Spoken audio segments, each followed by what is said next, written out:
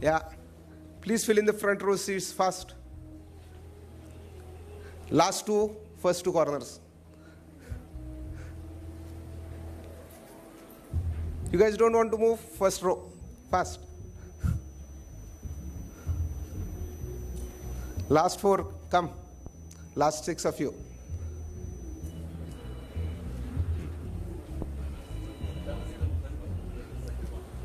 No, front row, front row, front row.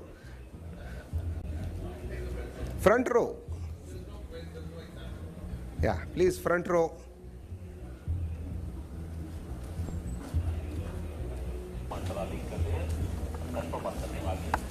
Last row, you have to keep on moving till all the front seats are filled. Here also. Come. Fill in, fill in.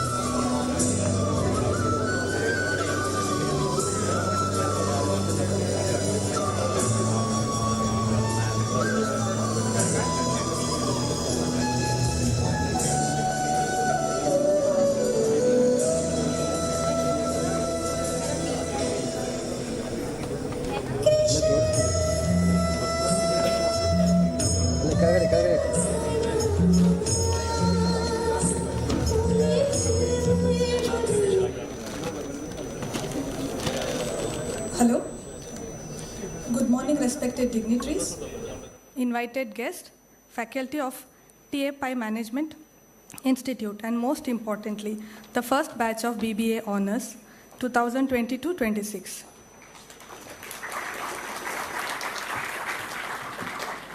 Before we begin the program, may I kindly request you all to put your cell phones on silent for the entire duration. Thank you. I am Vani and I am honored to be the MC for today's event. And I extend a warm welcome to each one of you to the inaugural and induction program of BBA honors. May I now request our Dean, Professor Aditya Mohan, to escort our dignitaries, the Chief Guest, Mr. Rohit Rao, Guest of Honor, she's yet to come, Professor Vice Chancellor Dr. Pragna Rao, and Executive Director Professor Madhuvira Raghavan,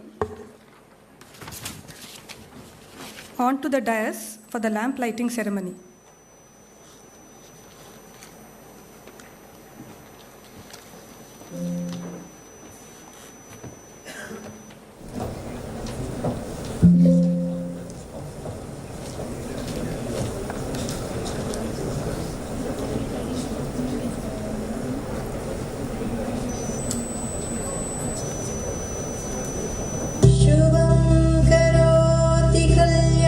Ladies and gentlemen, I kindly request all of you to kindly arise for the invocation song.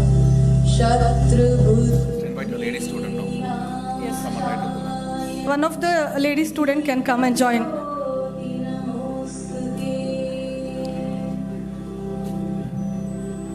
Any one of you, please join. आरोग्यं धनसम्पदा शत्रुबुद्धिविनाशाय दीपज्योति नमोऽस्तु ते शुभं करोति कल्याणम् आरोग्यं धनसम्पदा शत्रुबुद्धिविनाशाय दीपज्योति नमोऽस्तु ते शुभं करोति कल्याणम् आरोग्यं धनसम्पदा शत्रुबुद्धिविनाशाय Great. दीपज्योति नमोऽस्तु ते Kindly be seated. Thank you.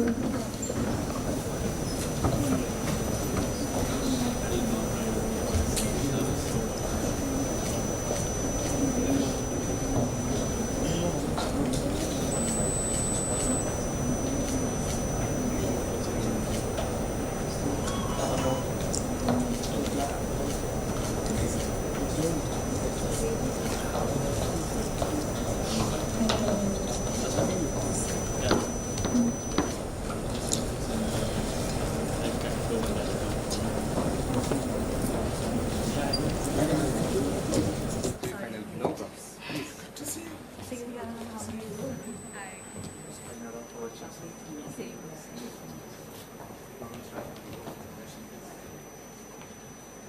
We welcome our guest of honor, Ms. Nivedita Nanjappa.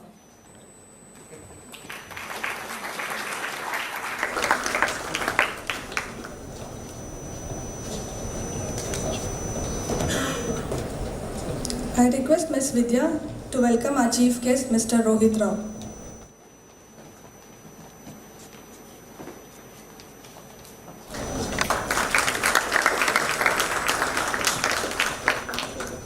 Our guest of honor, Ms. Nivedita Nanjappa.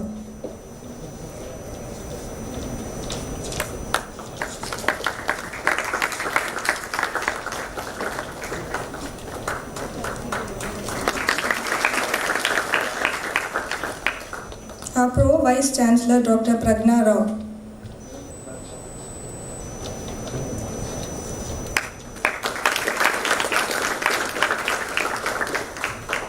Director, Dr. Madhuvira Raghavan.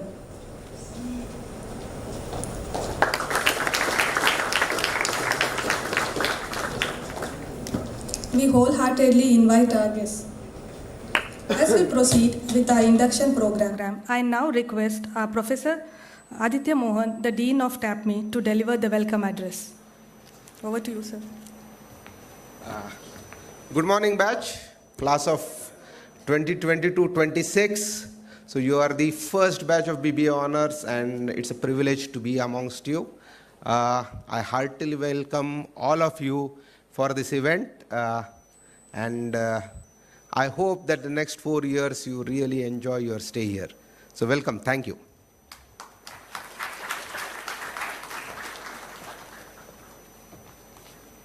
We welcome our Pro Vice Chancellor, Dr. Pragna Rao, who kindly accepted to preside over this ceremony. Dr. Pragna Rao is the Pro Vice Chancellor, Bengaluru Campus, Mahe, Manipal.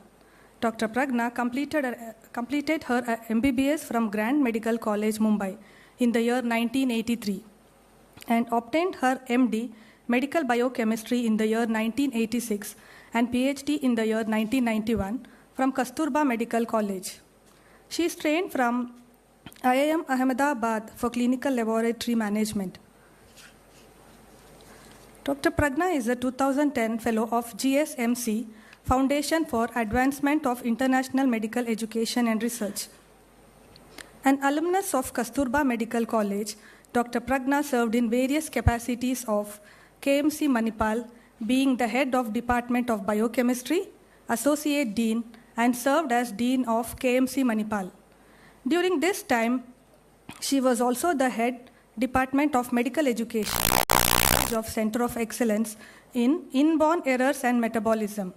Dr. Pragna joined Mahe Bengaluru as an advisor and academic head of a project called MedAce, which creates digital content for medical health professional students, and later joined as Pro Vice Chancellor of Bengaluru campus. I request you to address the audience, ma'am.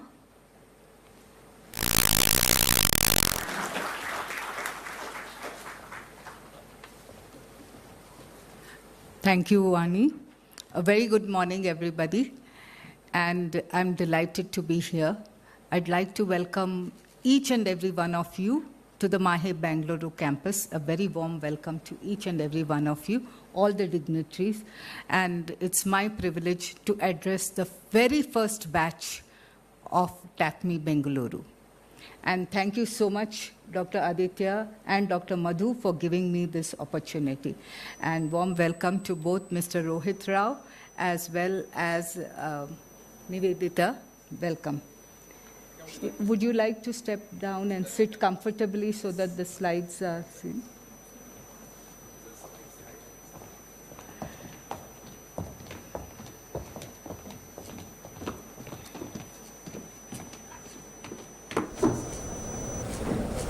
I'd also like to take this opportunity to welcome all the faculty of TAPMI Bangalore. We've been working together since the past few months. Some of you have joined recently, so I'd like to welcome all the new faculty as well, and we look forward to working together as a team. So let me begin by once again welcoming the students, because you see, we can have fantastic infrastructure, I can have a fantastic library, but it only comes to life when there are students. So a very warm welcome to the class of 2022 and 26. Next, please. Can I have a pointer? Yeah, thank you. So you've left your past behind and you're jumping into the future. It's a bit scary, no? Because you don't know what lies ahead of you, and you're, I'm sure, fired up in anticipation. And luckily for you, you've landed in the right place, the University of Inspired Learning, which is the Manipal Academy of Higher Education. And once again, a very, very warm welcome from the entire family of Mahe Bengaluru campus. And every teacher, irrespective of the college they belong to, is here for you. So it's not just TAPMI teachers, it's the MIT teachers, the SMI teachers, the arts and science teachers. We are all here together in the same building as far as this year is concerned, till you get your new building. And then when you migrate to your new building, you might be a little far away, but we are all on the same campus. As you know, Mahe prides itself on several rankings. But rankings only are a measure of the effort that faculty and students put in. And therefore, we begin to call ourselves as the Institute of Eminence, something which the MHRD has given to us. We have a great NAC score. We rank on NIRF. But that only happens because of students and faculty. So this campus is very, very new. We just had an inaugural puja in 9th May. We came here on June 1st, so we are as new as you are. You're sitting in this building, which is actually belonging to the MIT college, and we are on borrowed land, including me. And once we get our own buildings, which will be very soon, we'll all be shifting to our own things. This is where you will be, and this is AB3, so you will have the Srishti Manipal Institute of Art and Design as your neighbor, and TAPMI will be the next building. So with this BBA program, one thing that, because we have been discussing your course together, the content together, it won't be boring. I think that's a promise which Professor Aditya and Professor Madhuveer Raghavan has made. And getting a BBA from the prestigious Manipal group is going to be really, really great. However, it's not going to be all fun and frolic, because there's going to be a lot of academic rigor. If you do not study hard and do not work hard, I know these are boring phrases to hear on your first day, but if you don't do that, then obviously you're not going to succeed very well. I'm just going to give you a brief idea of all the colleges which are on campus, so that you understand that you're not alone. So there's TAPMI, there's MIT, there's Srishti Manipal Institute of Design. We also have a Department of Commerce, a Department of Liberal Arts and Humanities. We have a law school, okay? And then we have a Department of Public Policy, and something which is very unique to this campus, it's a center called the Mahe Center for Innovation, Leadership and Entrepreneurship. You'll hear a lot about this later. This is something where, being in the Silicon City of India and the absolute startup culture that prevails in Bangalore, how can we pass on that aura or that ambience to our students is what we are looking at. And we hope to do that with the help of Dr. Aditya Jadhav and his team, and with the Miles Center of bringing prominent entrepreneurs, prominent innovators, prominent business people onto the campus and ensuring that you hear from them with fireside chats or even a talk like this or informal, conversations. We also have an Institute of Regenerative Medicine which works on stem cells, and that's the only part of medicine that we are. So overall, we have about 15 undergraduate courses and 12 postgraduate courses. We also offer PhDs. Why should you know all this? You should know all this because, I'm sorry, this is blurred. You should know all this because according to the new education policy, which Karnataka has made mandatory and which the rest of the country will soon follow, for them, a student specializing in just one thing, they feel, and we all feel, and we all know, that a student who specializes in only one subject has a very narrow field of vision. But what if you were to borrow a little bit of knowledge from law, humanities, design, and put it all together? You would be enriched, your knowledge would be enriched. And that is what we mean by calling something as a transdisciplinary work. And on this campus, you will be doing a lot of transdisciplinary work. Okay? And we will talk to you later about open electives and all that which will come up, and including things like foreign languages and all that. But that ensures that you have a holistic growth when you come out of your college campus. And a very global world awaits you out there. So we must be able to give you that brand of global experience even while you are rooted in Bangalore. So one of the things that TAPMI Bangalore is going to prepare you for is also to build your courage, build your sense of who you are, and that you will learn as you venture along your journey. I know this is a fun time for you. All of you are looking forward to your freedom, but please enjoy responsibly, okay? And I'm sure TAPMI Bangalore students will not give us any cause of concern. There has to be a very responsible way to enjoy your life, to find your me time and to be able to relax because your work is going to be demanding. We have student counselors with us. Anytime any student wants to reach out to them, we will let you know where the student counselors are available, and you can always take help from them if at all you need. Please take time out to chill, to relax. There are enough sports facilities which are already there. More sports facilities are there to come up. And as you interact with other students of your group, other students of different colleges, I have only one appeal to you. A lot of students come from comfortable households, comfortable health, comfortable economic situations, but not all of them. And if you meet a student, if you meet a friend who deserves your help, my appeal to you is please be kind. Okay? That is something that I think would make TAPMI a wonderful, wonderful institute. I wish you all the very, very best of luck. Thank you.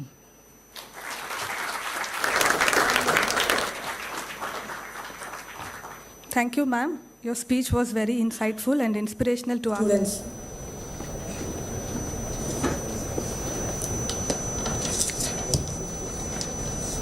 Now let's welcome our Vice Chancellor, Lieutenant General Dr. M.D. Venkatesh. Dr. Venkatesh graduated from Mysore Medical College in 1978 with an excellent academic record of accomplishment and was commissioned in RB Medical Corps in 1979. He acquired his MS ENT from Mumbai University in 1986 and is a celebrated ENT surgeon. He has contributed significantly in the field of medical education, having trained generations of undergraduate and postgraduate students in the Armed Forces Medical College, AFMC, Pune. He was also a founder faculty of the Department of Medical Education Technology at AFMC. He served the Armed Forces for 38 years and is credited with many laurels. Dr. Venkatesh has been a keen researcher and has published extensively and contributed in medical education.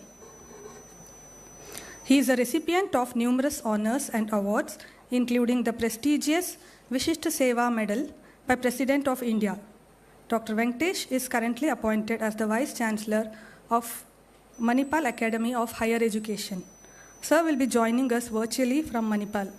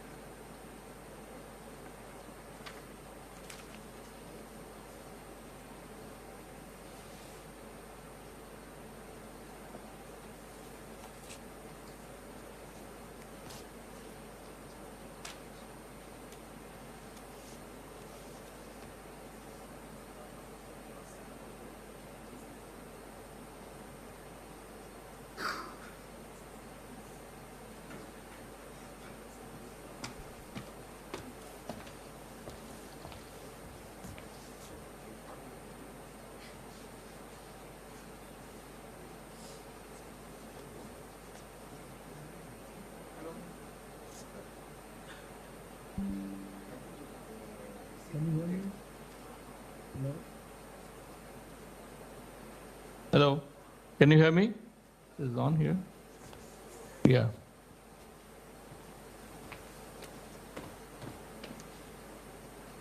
Can you see me also? Yeah. Tell me when I should start, huh? Yeah.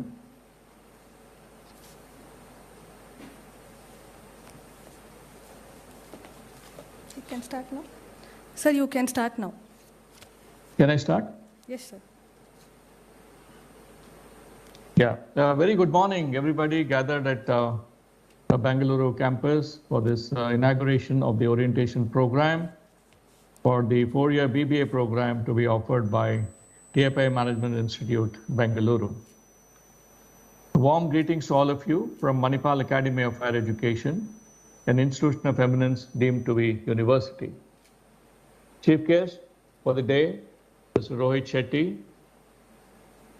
Guest of honor, Ms. Nivedita Nanjappa, a proud alumnus of TAPMI. Dr. Pragya Rao, President for today's function. Dr. Madhu Veera Raghavan, Professor Aditya Mohan Jadhav, all the faculties, university officials, my dear students, and their proud parents. It's my privilege for me to be present here today with you all, though virtually. I extend a very, very warm welcome to you all to MAHE. I congratulate all the new students and their parents for making the right choice, as the future of all students are very bright and assured at TAPMI, Bengaluru. MAHE is one of the largest multidisciplinary universities of India with multiple campuses in India and overseas, and prides itself in providing highest quality of education and unparalleled student experience. MAHE enjoys a very high ranking by the national and international ranking agencies and has the rare distinction of being an institution of eminence, a status accorded by Ministry of Education, Government of India. MAHE also enjoys the distinction of being ranked 7th by NIRF in the university categories, and since the inception of NIRF has consistently been in the top 10 of the university ranking. And to icing on the cake has been very recently the National Academic Accreditation Council accredited MAHE with A++, which is the highest accreditation status for a university. So it's been a real privilege for all of you to be students of this extremely eminent university, which has a rare distinction of being an institution of eminence, being ranked in the top 10 in the university category by NIRF, and also enjoying the highest accreditation with NAC A++. TAPMI Institute of Management Study, TAPMI Management Institute, Bengaluru, is the newest constituent unit of Bengaluru campus, which has been established in this year itself in year 2022, and is an emerging institute of excellence in management studies, just like its parent institute at Manipal, which is amongst the best management institute of India. TAPMI is one of the very few institutions in India that enjoy multiple accreditations from accrediting agencies in India and overseas. The MAHE Bengaluru campus is an ambitious project of MAHE in an 80-acre land, and the campus is developing very fast with 2 academic buildings already complete and 4 academic buildings under construction on a fast track. In addition, the academic and administrative buildings, the campus will have state-of-the-art sporting facilities with a world-class indoor sporting facility marina, along with world-class outdoor sporting facilities. The hostels, food courts will be state-of-the-art. The campus will have a world-class academic and student amenities, and when completed by the year 2024, the sprawling and well-appointed campus will be very inviting and impressive and will be a landmark of academic excellence in Bengaluru. MAHE will be investing more than 1,500 crores in a phased manner on the development of the Bengaluru campus. MAHE, in keeping with its commitment to environment, will ensure that the Bangalore campus will be completely green and LEED certified.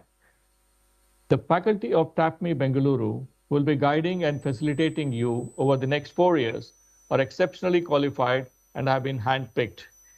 The approach to management education at TAPMI Bengaluru will be refreshingly different, with great emphasis on experiential learning, student project, quality internships, and excellent placement opportunities. MAHE enjoys a great international academic and research collaborations with more than 250 international entities. Bengaluru campus is proposed to be a multidisciplinary campus with institutions of design, engineering, law, humanities, and social sciences, and a center for innovations and entrepreneurship, which will be co-located with TAPMI Bengaluru, allowing collaborative learning for a very holistic, all-round development and exceptional opportunities. A wide range of electives cutting across disciplines will be a hallmark of the curriculum.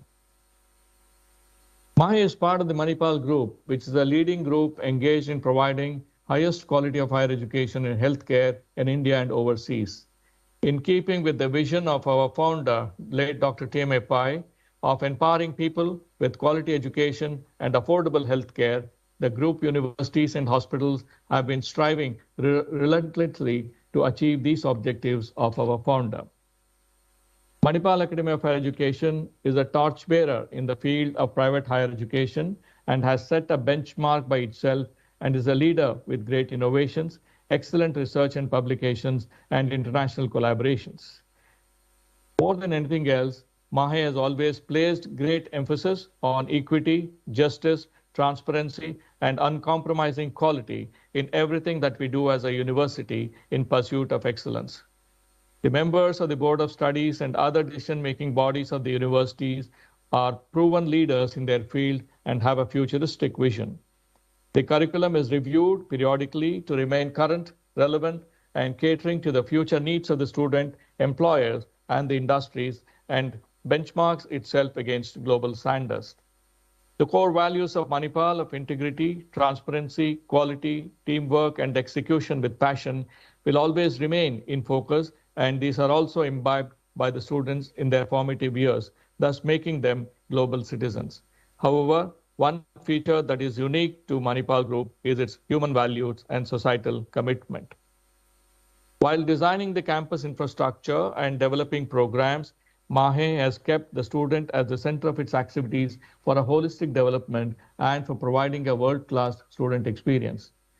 The graduates of TAPMI Bengaluru will turn out to be outstanding global citizens with a well-rounded personality, capable of excelling in their chosen field anywhere in the world.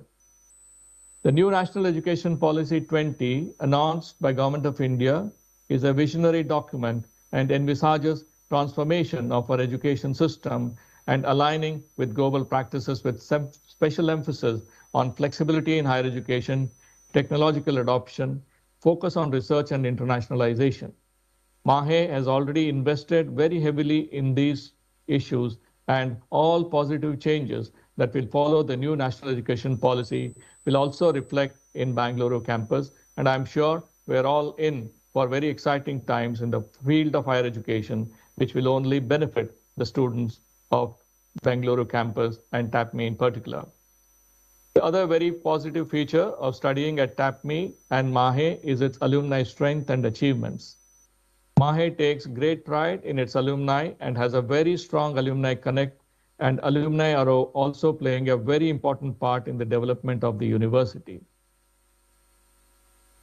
You will have the pleasure of the support of more than 2 lakh alumni, and I'm sure that the students of TAPMI Bengaluru will also be the beneficiaries of this huge alumni network of TAPMI, Manipal, and MAHE.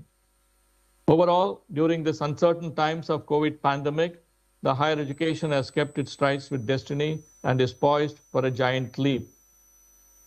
However, the batch of 2022 has been the victims of COVID pandemic in many ways in its educational pursuits.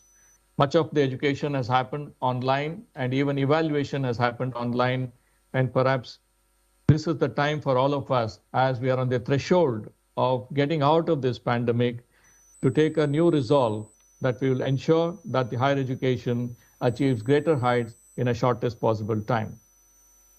I once again congratulate all the new students of TAPMI Bengaluru and extend a very warm welcome to the Manipal family, to all the new students and their parents, and wish you all the very best in your academic pursuits. Enjoy your campus life responsibly, keep yourself fit in body and mind, and make the best use of campus life by excelling in your academic work, co- and extracurricular and sporting activities. TAPMI Bengaluru and MAHE Bengaluru will have everything that you need for a world-class student experience in a fast-developing campus. I once again extend a very warm welcome to you, all the new students and their parents, and best wishes for a very, very bright future to each one of them. Thank you very much, and Jai Hind.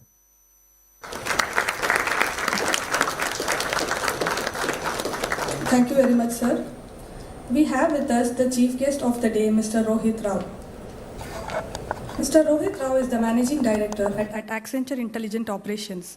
He has rich experience of over 19 years with a strong portfolio of operations and risk management.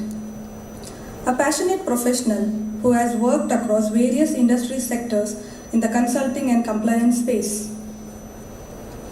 Mr. Rohit Rao is a postgraduate from Monash University. As a project management professional, he worked as a technology and advisory leader in various industries, including Big Four accounting companies globally. In his early career, he was associated with EY and KPMG Advisory Services, and in the later part as Director and Advisory Services with Grant Thornton International, overseeing hundreds of compliance professionals. A highly respected leader in the corporate sector, Mr. Rohit Rao is committed in applying innovative ideas that bring business value and growth.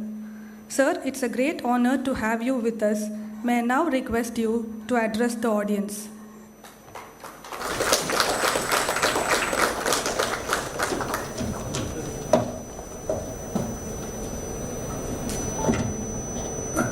So, good morning to all of you. I would like to start by thanking Professor Pragya Rao, Pro Vice Chancellor, Mahe, Bangalore, Professor Madhavi Raghavan, Dean of TAPMI, Manipal, and Professor Aditya Jadhav, Dean of TAPMI, Bangalore, for inviting me to be part of this momentous occasion. I would also like to welcome the students, first and foremost, of the inaugural BBA Honors Program. Today, we are creating history since this is the inaugural batch, and this will go down in history as being the first batch to graduate from the BBA Honors Program at TAPMI. You'll be the first batch to set benchmarks, to create trends and establish traditions that will be followed by many batches to come. Let me start off by talking about my association with TAPMI personally. I've known Professor Madhu and Professor Aditya for over a decade now. I've been visiting TAPMI as a guest lecturer, and I've also been hiring students from TAPMI over 10 years with Accenture as well as with my prior firm, Grant Thornton. So frankly, I go to a lot of colleges to hire, and there's something unique about TAPMI. I'm just not saying that because I have to, because I'm here. But I just find that students are very well grounded, and there's something which is inculcated from a culture perspective which is very unique to TAPMI. And that's what I appreciate about hiring students from here. Most of the students I've hired from TAPMI have done really well, and they're part of my team, and they're really high performers at work. So I am looking forward to being one of the inaugural employers, prospective employers, as you guys graduate, 4 years from now, right? So having gone through the curriculum of the BBA Honors Program, because I wanted to know what was unique about the BBA Honors Program, it was great to see that in your 4th year, you're able to choose different electives, and some of these electives are so diverse in nature, such that you can really follow your passion. You can kind of choose whatever you like, and when you follow your passion, you're more inclined to succeed. As I was coming here, I was thinking about what to talk about, right? A lot of, the cliche thing to do is to kind of talk about maintaining a balance in fun as well as academics, but you've got your parents, you've got your professors to tell you about it. So I don't want to repeat that. You guys are intelligent and you know what to do. So I thought, let me talk about some of the things which would have really helped me when I was doing my undergrad, what would have helped me in terms of advice, and what would have prepped me towards, going into the professional world, which you will in 4 years from now. So we live in a constantly evolving world, and in order to keep pace with this evolution, we need to adopt a mindset of continuous unlearning and learning. Change management is the hardest thing, right? To change the way we are tuned is not easy, and if you don't do that, and if you're not willing to unlearn and learn, you'll be left behind, because the environment around you is constantly changing at such a rapid pace that you being able to adapt to that pace is very pivotal. So if I were to reflect on my own educational and professional journey, I want to share certain aspects which will make students very successful today. When I hire people, this is what I look out for, right? And you often, and you will see this, right? The first rankers or the second rankers are not really the most successful people when it comes to work, because there are certain softer aspects which you need to have in order to be successful today. So some of these aspects, I would encourage you guys to really hone in is, first I would say communication skills. To be able to be articulate, to be able to convey and have the right screen presence is so very important. As you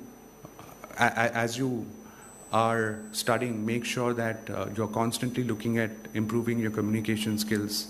And in order to do that, if you have to basically take help from outside as well in terms of whatever professional courses are there which will help you do that, you should do that. Public speaking skills. I would say that one of the most important things you should have as you graduate is public speaking skills. When I was in my profession, as we get to become a partner in a public accounting firm, we had image consultants who used to coach us and who used to basically tape us and then play back the tape and would basically tell us where we went wrong. So you can learn, and you can basically start in a small way. When you're presenting, for example, always look at, when I was studying, or what I was doing was I was basically in front of a mirror, and before I give a presentation, I used to basically rehearse in that way, because the outcomes you will see in your professional life as you interview and as you basically join the workforce, it'll speak volumes, right? Executive presence, that's really important. The way you convey messages, the way you come across, you're judged, unfortunately also by the way you come across to people. So look at developing an executive presence. Today we live in a global landscape, right? And it's a local world. So you need to look at also adapting to the world. For example, in certain cultures like in China and Japan, when you say something, they'll nod, but the nod is not actually a nod which says yes, right? It's just basically the culture. So you need to be able to adapt to the changing global culture, and never say no, right? Always have a positive attitude, be willing to learn, and shed any ego you have, because skill can be built over time. It can be taught, it can be learned, but attitude is solely dependent on self and needs to be developed by oneself. No one but you can change your attitude, and this, in my view, is the difference between the ones who make it and the ones who don't. Ask questions, always be curious, make an effort, and have an opinion about things. Like I said at the start, I wish I had the wisdom I had when I was your age. But all of what I had, all what I've said is easy to say and easier to listen to. The real difficulty is keeping your focus on these areas and constantly working to develop oneself in these areas. With that, I'd like to bring this speech to a close, but I would really appreciate if you, as students, teachers, would like to ask me any questions at all. And I hope this gave you some inspiration, some direction, or some wisdom to set foot into the most formative years of your life. All the very best, and thank you for having me. Thank you.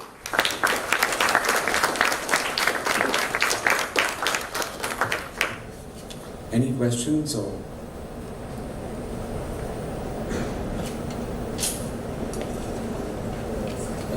they were not prepped. Prep for that.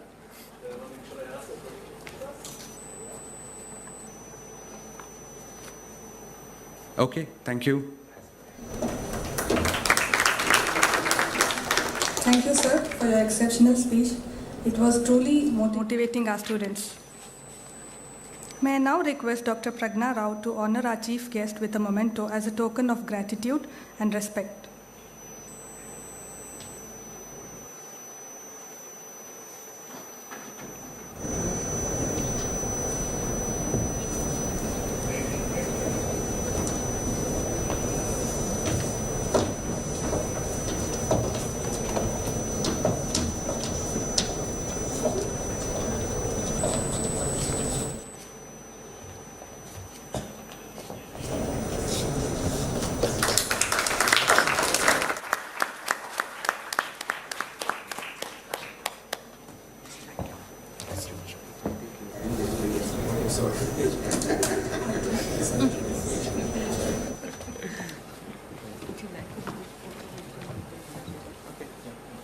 Rohit?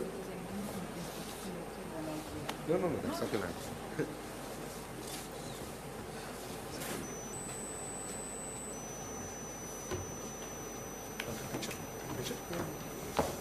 Take a picture with you and okay. Please.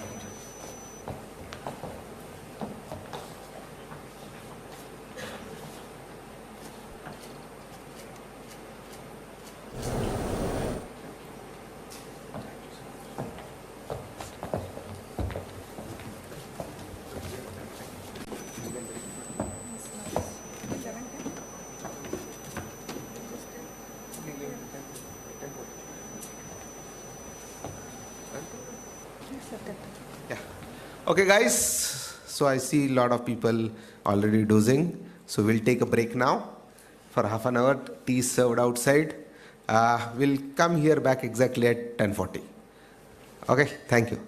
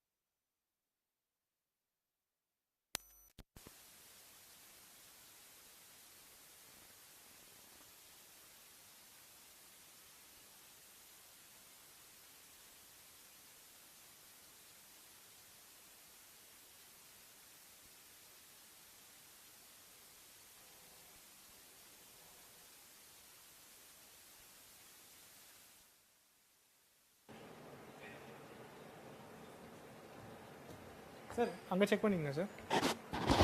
Hello hello check. Audio check. Hello audio check. Hello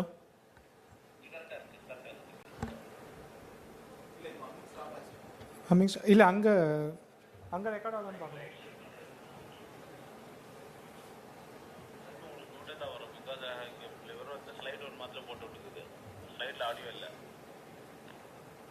bro live check பண்ண தேவையில்லை. நம்ம இங்கே humming நான் stop ஆகிடுச்சு. எல்லாமே ஆனில் இருக்கான்னு மட்டும் செக் பண்ணுங்க.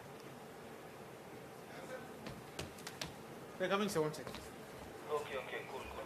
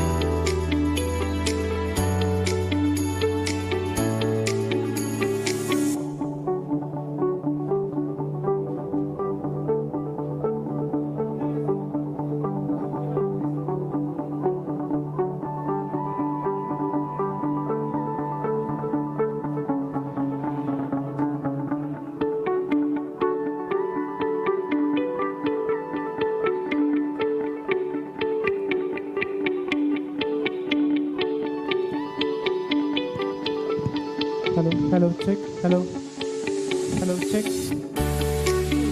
Audio. Hello.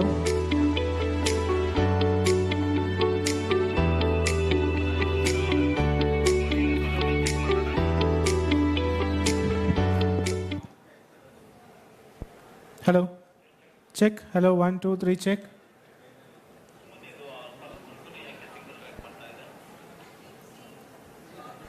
ಸರ್ ಕೇಳಿಸ್ಲಿಲ್ಲ ಅವನಿಗೆ ಮೈಕ್ನು ಸಿಂಗಲ್ ಟ್ರ್ಯಾಕ್ ಬರ್ತಾ ಇದೆಯಲ್ಲ ಯಾಕೆ?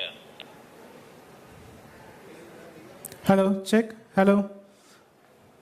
Check. 1, 2, 3. Hello.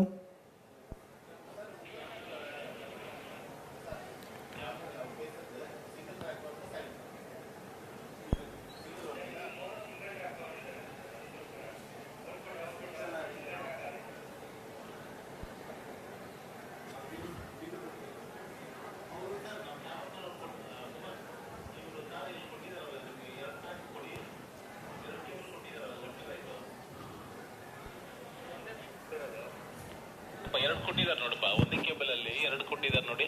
Deepak bro.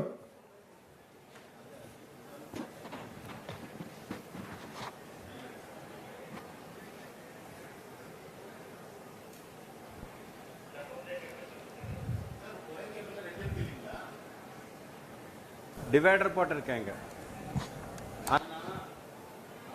நம்மளுக்கு இந்த இல்லை அது எக்ஸ்டர்னல்.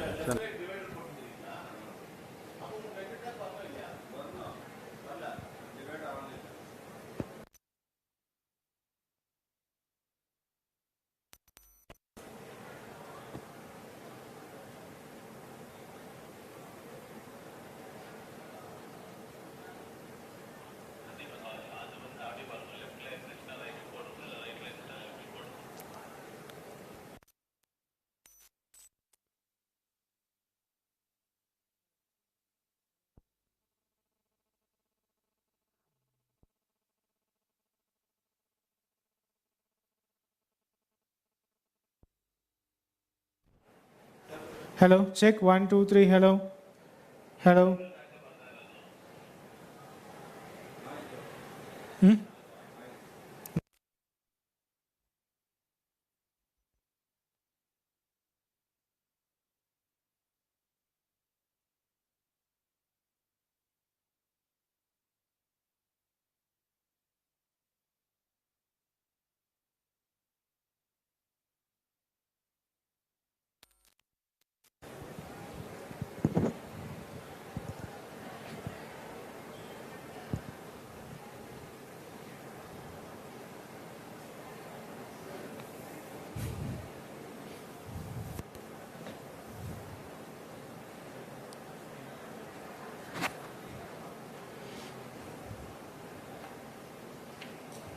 Sam. Haiti.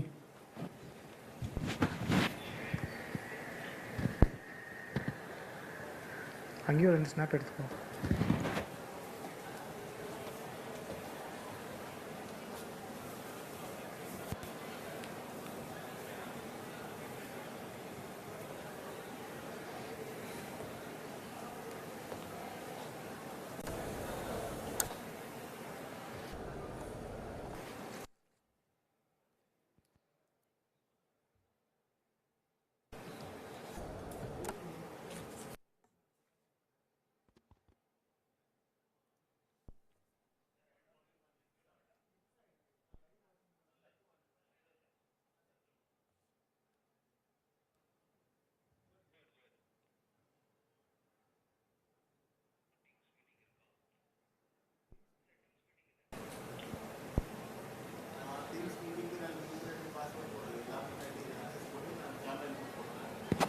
Teams.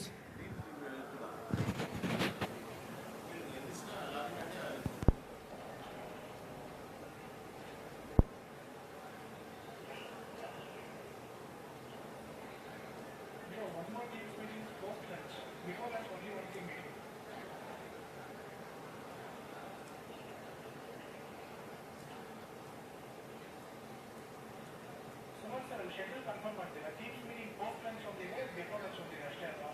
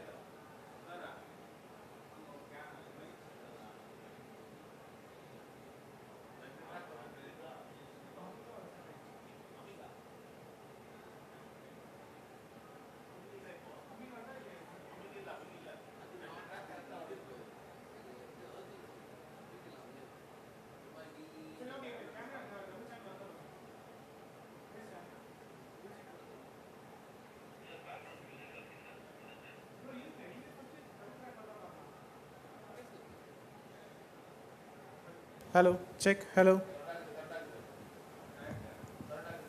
இப்போ இதை இங்கே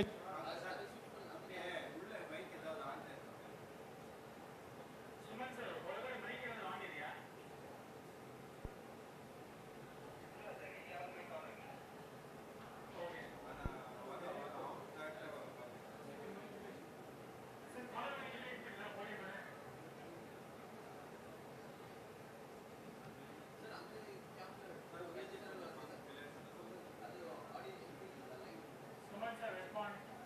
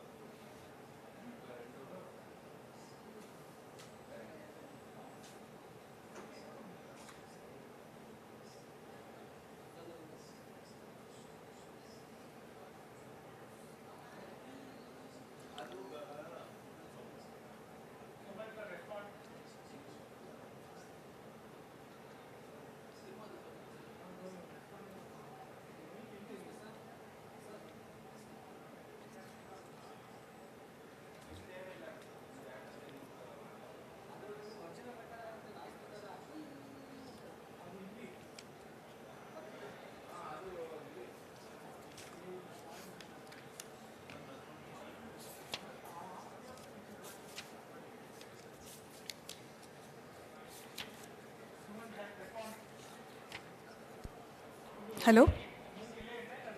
Hello?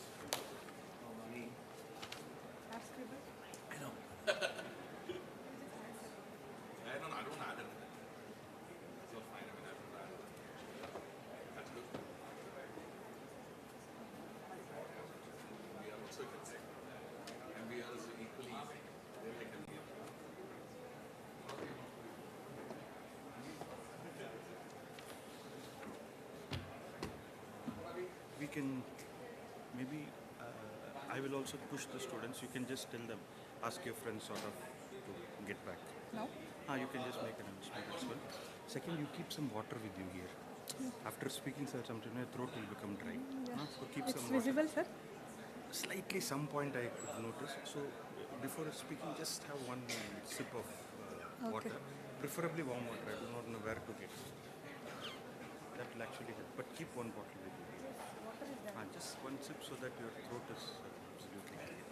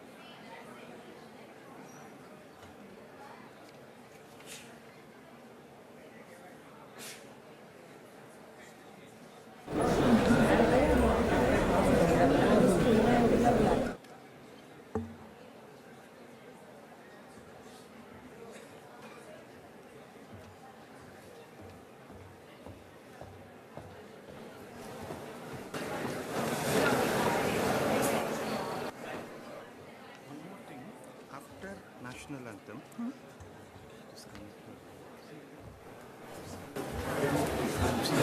Sing the national anthem.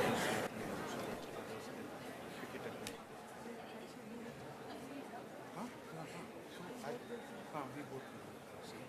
Then one more thing is after that you can tell that we can go for lunch or join here at so and so. And we can say faculty and dignitaries can please stay back. No, before once we tell break for lunch, that time you can say I also faculty and the dignitaries stay back for group photo. So we'll click some group photo. Yes, sir.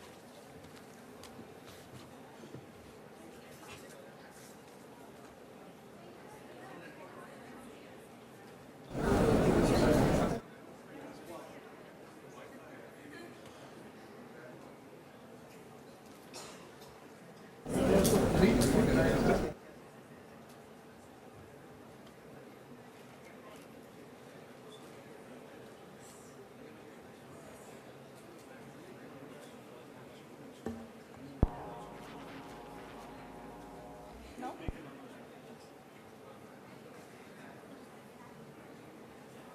All the students are back?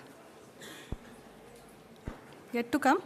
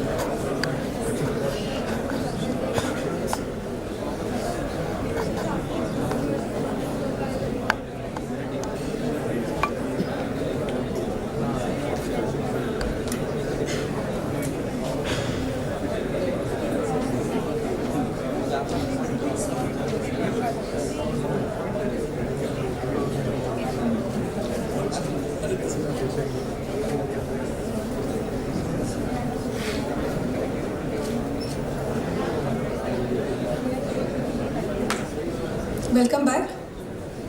Hope all the students had a refreshing tea break and no one feels drowsy anymore.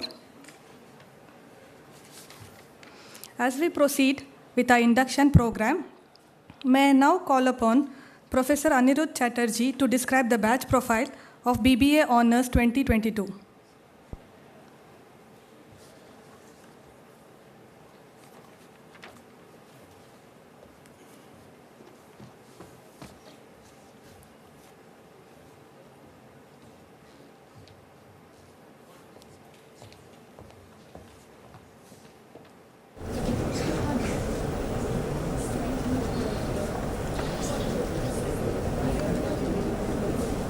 Good morning.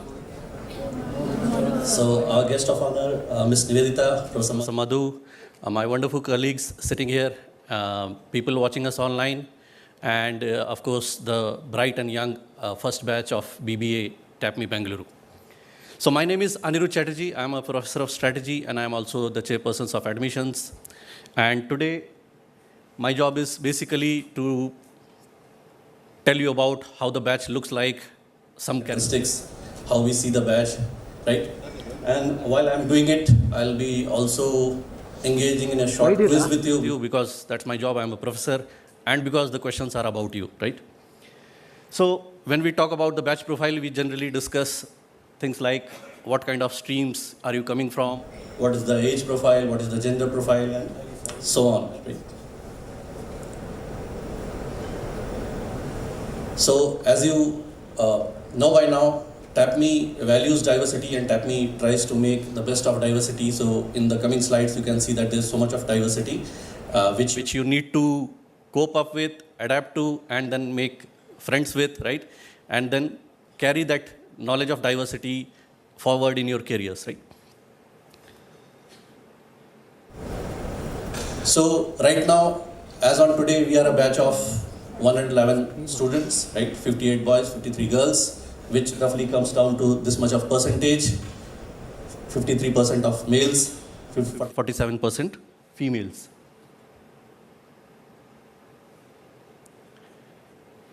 Our students for the first batch come from all across India, from different states, and so which is the largest contingent from any state?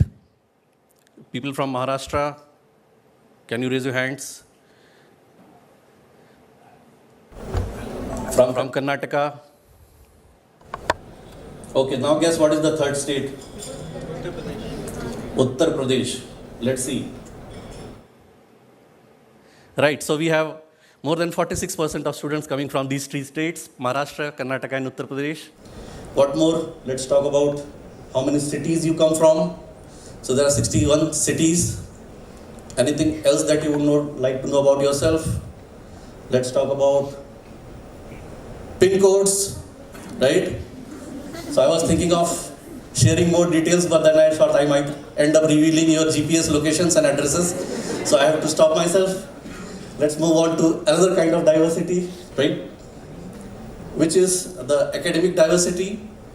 So as you see here, most of you have passed your class 12th this year only. Some did it last year and very few last year, right?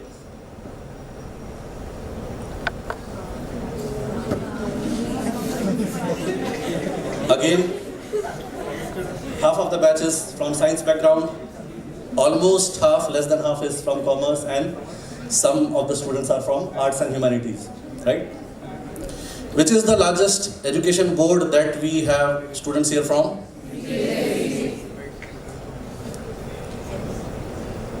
Let's check that out, right? Something very interesting, half of the batch has actually achieved more than 90% in their class 10th. So maybe you can give yourselves a clap.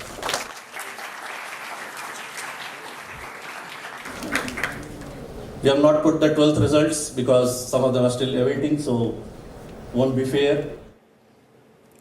What is the average age? 18.5, which means some of you are already voting and making your own decisions, right? Okay, so this is interesting in a different way. What is the most common name amongst the girls that you found if you have been living together for the past few days in the hostels? Guesses?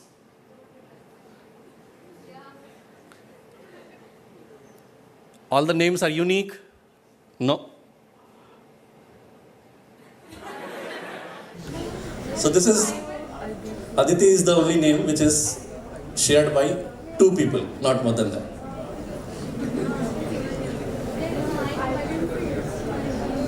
Please sue me if your name is not there. Boys, so yes, it shows a mutual attraction from student side and from the dean side that so many students are named Aditya. How many Adityas we have?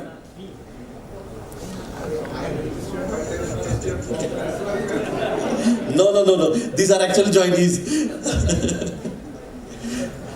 How many Adityas? 3 at least. Yeah. And then we have 2 Vedants. Right? So, yeah, moving forward, please remember that strength lies in differences, not in similarities, and try to make the best use of these opportunities for the next 4 years dealing with diversity, right? Now, the people involved in the admission process, Professor Kedar Joshi, who has been broadly looking into the MBA admissions, but a lot of that processes we could take forward for our BBA admissions, right? So, on the left of your screen is Professor Kedar Joshi, on the right is me. We have a very wonderful team which works round the clock. So, Mr. Naveen is the deputy manager, Mrs. Jyoti is the assistant manager, Mrs. Charlotte and Mrs. Reena and Mr. Ramesh. So this is the team which coordinated the admissions along with Mr. Johnson, who is here, right? You have already interacted with Johnson a number of times. Ms. Shweta, Ms. Ashel, and we have a line team back at Manipal who also try to resolve some other queries, right? So the difficult work of bringing all these bright students together could not have been possible without the super supportive teams from the director's office, the director himself, the officials, senior officials at MAHE, the admissions team at MAHE, the student finance team and others. The Dean Admin, Professor DP and his team, which includes the estate and the logistics, Professor Gururaj and his team, the Dean of TAPMI, Bengaluru, Professor Aditya, and Associate Dean, Professor Navneet, the PGP team, the branding team, IT, and other faculty members who have been reading your SOPs, doing the interviews. So we have more than 20 faculty members who have interviewed more than 500 students to bring in together this batch of 100 or 100 plus of the first BBA, right? So thank you for your attention. Welcome to your new home, which is TAPMI Bengaluru. Thank you.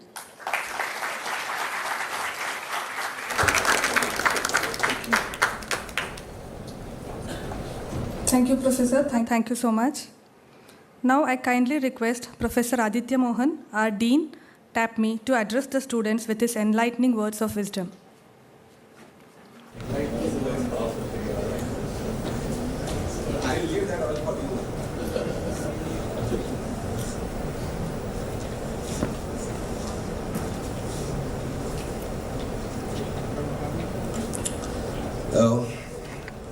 Good morning to all of you. Okay, so freshened up. Yeah. Okay, no problem. I don't have a PPT. Okay.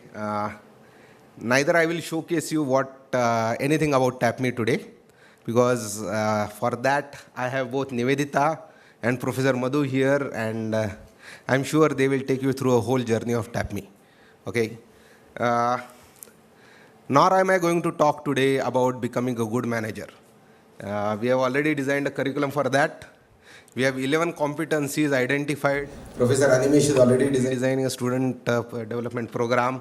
And I'm sure at the end of 4 years, you will have whatever is required to become a good manager.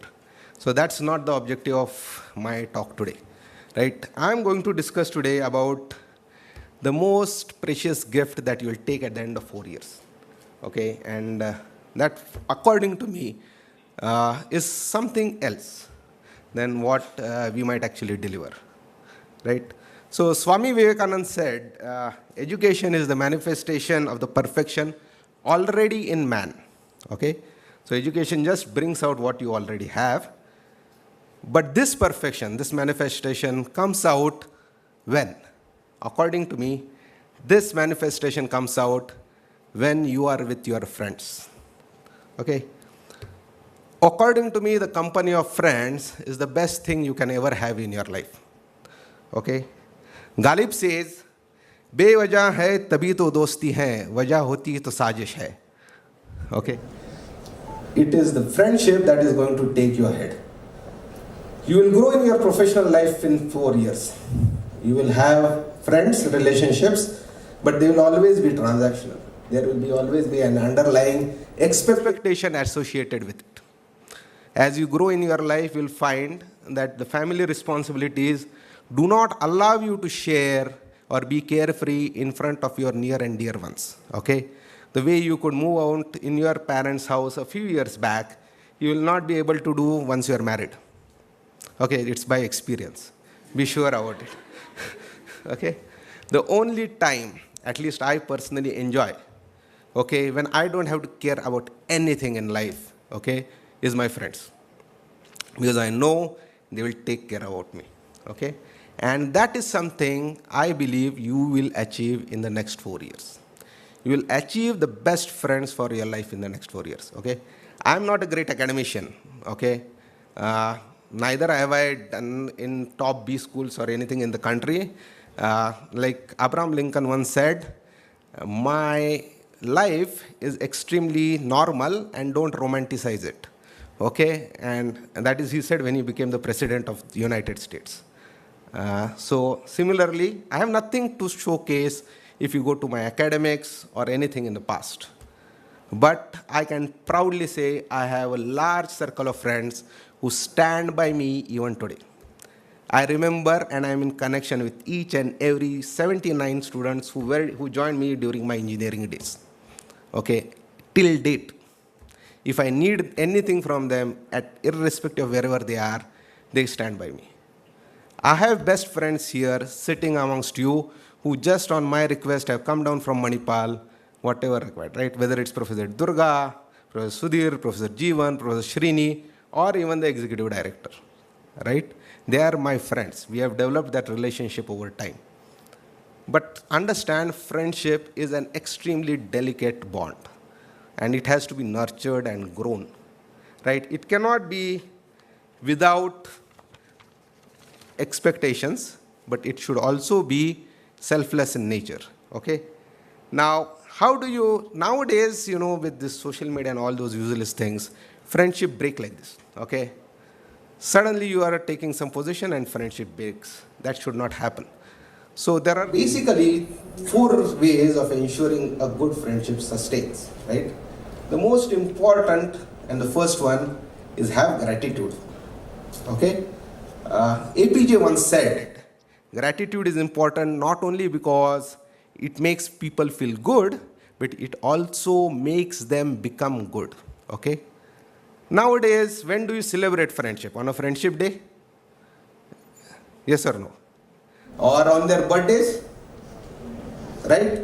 But if you are unhappy with a friend, do you wait for a friendship day to show that? You pick up your phone and call and shout on that person, okay? You don't take a single minute, right? In today's world, you have basically given more credence to your disagreements than your friendship. Change it. Show gratitude regularly. It doesn't matter. Show gratitude regularly and think twice before you react to a situation, especially when it is with a friend. And you will find your life is one of the best lives you can have. Okay? Because then you will find that your friends stand by you in each and every point of time. Right? And most importantly, show gratitude to your parents. They have given lot and lot of sacrifices to get you here. Don't wait for your Mother's Day and Father's Day to give the gift or their birthdays. You can show gratitude and you'll find your parents have full faith on you and become your friends. Right? Today, that is what many times misses. Second thing is, someone, nowadays, he is not in fashion, but Mahatma Gandhi once said that it is unwise to be too sure of one's wisdom. Right? A very important message from him. Nowadays, people harden their positions very fast. Okay? This is bad, this is good. Okay? You have no idea, you have not done any research, you have not taken any efforts to do anything, and you have suddenly come to a decision, this is a bad thing, this is a good thing, and you take opposite positions, and especially with social media where you're not facing face-to-face, you're very easy to react. Okay? You can use cuss words. How many times will you go to a face of a person and say, hey, useless, you can't do anything and all. Okay, that guy will hate you. But the first thing you will do on social media, because he is not connected, is you will write a big message to him. Okay? These positions, the minute they harden, okay, result disagreements. Disagreements into broken relationships, lost friends. Okay? No disagreement, no political party, no political ideology is important enough to break a friendship. Okay? Especially that you will form in this next 4 years. Right? You will find within a year that you are more dependent on your room partner than on anything else. Right? Yesterday I got a call from one of you saying that, okay, we are not able to decide on which we are supposed to sleep. Okay? And I purposefully did not decide to resolve it then and there, and I was happy that before the event with the parents got over, the people had resolved amongst themselves which bed they want. Okay? But I will tell you that's the most idiotic discussion I ever had. Because in 6 months, you will not worry which bed who is sleeping. Okay? You will be sleeping anywhere and any place. I still remember days where I would enter my room and I would find someone who would have drunk some comments left in my room because it was on the ground floor. And I had to go around searching if I had a place to sleep in the house. And I couldn't wake up. That guy would have thrown me out, okay, from my room. That's how, right? Those guys today also stand up to me if I go to their home. Right? That is how it is. So that is all the things you will find in the next 1 week, 10 days, okay? All these irreconcilable differences about hostels will go off. Yesterday night, I was purposefully here. I think Navneet was also with me at 9:30. So when I was going, my house that side, I was going through the hostel, I waited outside the gate and I was saying. So I saw lots and lot of students who were roaming around, okay, in the floodlights that had been put up across the hostel, right? Not a single one was inside the room, okay? You should have seen a situation 2 hours before this, where many of your parents were actually worried about your hostel rooms, right? That was not, but you were not, they were. That's why, don't worry about such things, okay? Now, how do you don't allow your views to harden? That's a very important thing, because hardening of views nowadays, everyone has made it an ego trip, okay? You don't even know, right? So, Harper Lee, I don't know how many of you have read the fantastic book, To Kill a Mockingbird, right? So he says, you'll never really understand a person until you consider things from his point of view, until you climb into his skin and walk around it, okay? And that skin color difference in US is the reason he has written it, right? The only way you can actually ensure that your friendship survives is develop empathy, okay? Empathy, what does empathy do? Empathy allows you to understand the person from the other's view and ensures that respect amongst friends remains. Respect is extremely important in friendship, okay? You can't give up on your respect, right? Sympathy does not. Sympathy will make you feel good. Sympathy does not make the other person feel good. Okay, a very simple example. You go to a shop, you have a 10 rupee note which is stone. Okay, you give it to the shopkeeper, and shopkeeper rejects. Is he authorized to reject it or not? Yes, no? Yes? You are going to a temple, you find a beggar outside, you give him the same 10 rupee stone note, and if the beggar tells you, I don't want this note, please take it back. It's okay? Yes or no? That's the difference between empathy and sympathy. You believe that a beggar has no right to reject what you are giving because you are sympathizing with him. Okay? But you believe that the shopkeeper has a right because in turn he can also give you a stone note which you will reject. Right? So you have understood the shopkeeper's view, you have not understood the beggar's view. Right? That's what sympathy is. Friends don't need sympathy. Okay? Friends need empathy. That is when the respect amongst friends will remain. So empathize with your friends. Understand their viewpoint. Okay? Don't provide to give your solution to them. It may not be the right thing for them. Okay? So stand with them, but let them find their own solution, and you will find that they appreciate you for their support. And that is what friendship is all about. Okay? I also read somewhere that friendship dies because of two reasons. One is when it converts into a transactional relationship, and second is when the value systems don't match. Okay, I don't remember this author, but I don't agree with him. Okay, now think of it. What, we are going to match our kundalis to make friends today? Is what value systems are we talking about? Okay, and let's assume if you decide tomorrow to start your business, will you not expect your friends to help you out? Yeah. So why should there be no transactional relationship? Question is, how do we stop this friendship from being parasitical? Okay? It will be extremely wrong if you expect your friend to continuously do only business with you when he has a better solution. Okay? Unless you step up and provide him an equally good solution. Right? And the first and the most important thing to retain friendship and ensure that it doesn't become parasitical in today's world is to have self-esteem. Okay? You cannot and ever give up on the self-esteem. And that's what, this is one person I'm really, fond of. Okay? That is Abraham Lincoln. You should read his life history. In a simple sequence, when he became the President of United States, he was the fourth choice of United States. Think of it. Amongst all the people, he was the fourth choice of the country. But because his friends managed that whole election in such a manner, the first three kept on fighting amongst each other and he became the president. And he had the gumption to get those three as his best ministers to help him run the state in the time of civil war for 8 years. And the day civil war got closed, he got killed. Right? That is his legacy. Till date, he is the best president of United States. No one can question out his achievements, right? He says, every man is said to have a peculiar ambition. Whether it is true or not, I can say, for one, that I have no other ambition so great than of being truly esteemed of my fellow men by rendering myself worthy of their esteem.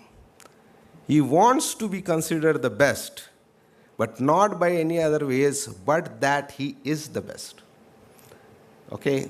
You may not appreciate a book, right? Not many people have appreciated that book. That is Team of Rivals. I gave it to the executive director. He also has not read it. Okay? But it is worth reading. Okay? It is about how Abraham Lincoln managed his team of 8 people who were so divergent in their views that they would not be ready to sit in a room. And those 8 men and he, the 9, ensured that America survived the Civil War and became a country again from 2 countries. Okay? That is his beauty. Okay? And he did it by only ensuring by the end of that period, he was the most respected person in that room, not the others, due to his actions. Not by bribing or converting or making people fight amongst each other, but by bringing them together. That's true leadership. And that is something he achieved. Okay? Do not compromise ever on your self-esteem. Okay? Because the minute you compromise on your self-esteem, you may get a short-term benefit, but you will lose the respect amongst all your friends, all your compatriots. And you'll find that over time, this respect has much more value than anything else. Okay? For example, a poll was taken. I didn't take the poll. Okay? That who is the most respected businessman in this country? Not the richest. Because the richest is Adani. Okay?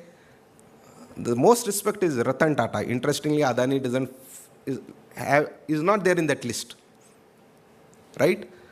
What is it that Ratan Tata? He is not the richest, but he is the most respected. Okay? So people have Ratan Tata as the role model. That's the difference. We are not saying Adani is bad. He is a fantastic guy. What he has achieved in his lifetime, very few people will be able to achieve. Okay? Something really, really big. Okay? But Ratan Tata exudes that respect because he has given respect to people. Who knows, by the time Adani comes to that age, he might also be similar.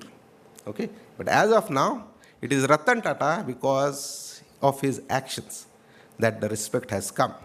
Okay? So, my only request to all of you is this, that 4 years down the line when you walk out of this institution, okay, my biggest achievement will be a group of friends who go out not only as best professionals, but also good human beings. And if that happens, I would have believed that these 4 years were fruitful for you and your life. So I thank you for joining us once again. And now, I take the opportunity to invite a very close friend of mine who was equally passionate about this program, but decided to hop on a plane and fly to Dubai because the flight tickets were at that time controlled. So please welcome Colonel Sudhindra, the Academic President of Manipal Dubai and the first Dean of TAPMI Bangalore. Can we have him? He will join us online from Dubai.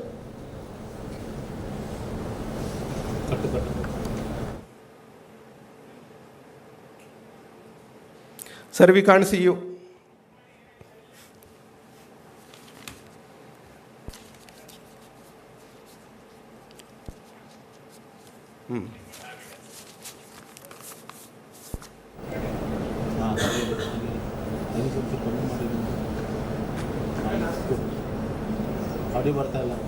Sir, you are muted.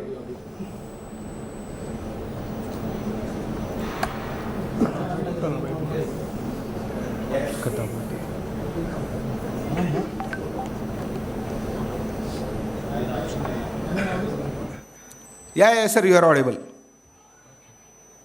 Good morning, everybody. It's my greatest pleasure. Sir, 1 minute. 1 minute, sir.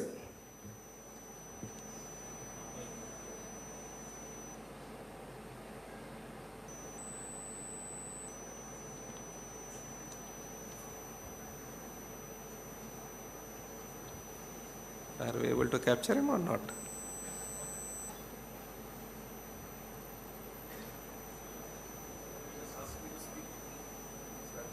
Not able to hear now? Yeah. We are able to hear you now. Okay. So, good morning, everybody. It's my greatest pleasure to be able to talk to you today, despite the great geographical distance, and wish you all. So, many congratulations to all the students sitting here in the auditorium and the parents, well-wishers for the students joining this prestigious institution, and best wishes to all of you. So the proof of the pudding is in eating it and then relishing it. This BBA Honors program, I was fortunate enough to have been when it was being planned in the last few years. This program was being planned by our Executive Director, Dr. Madhuvira Raghavan, and the entire team at TAPMI, in fact, both the teaching and non-teaching staff. We have been planning this for the last few years, and then I was fortunate enough to be a part of that, and also slightly disappointed that I could not be there in person with you and then take this through. But maybe God had better plans in His mind for me. And in fact, let me say this, probably the fact that I was associated with planning this program, and at the same time I got an opportunity to move to Dubai. In fact, this being a part of BBA Honors team probably was good luck for me. So I must thank the entire team for that. Now, there is a lot of passion that has gone into. I've never seen TAPMI, so much of excitement.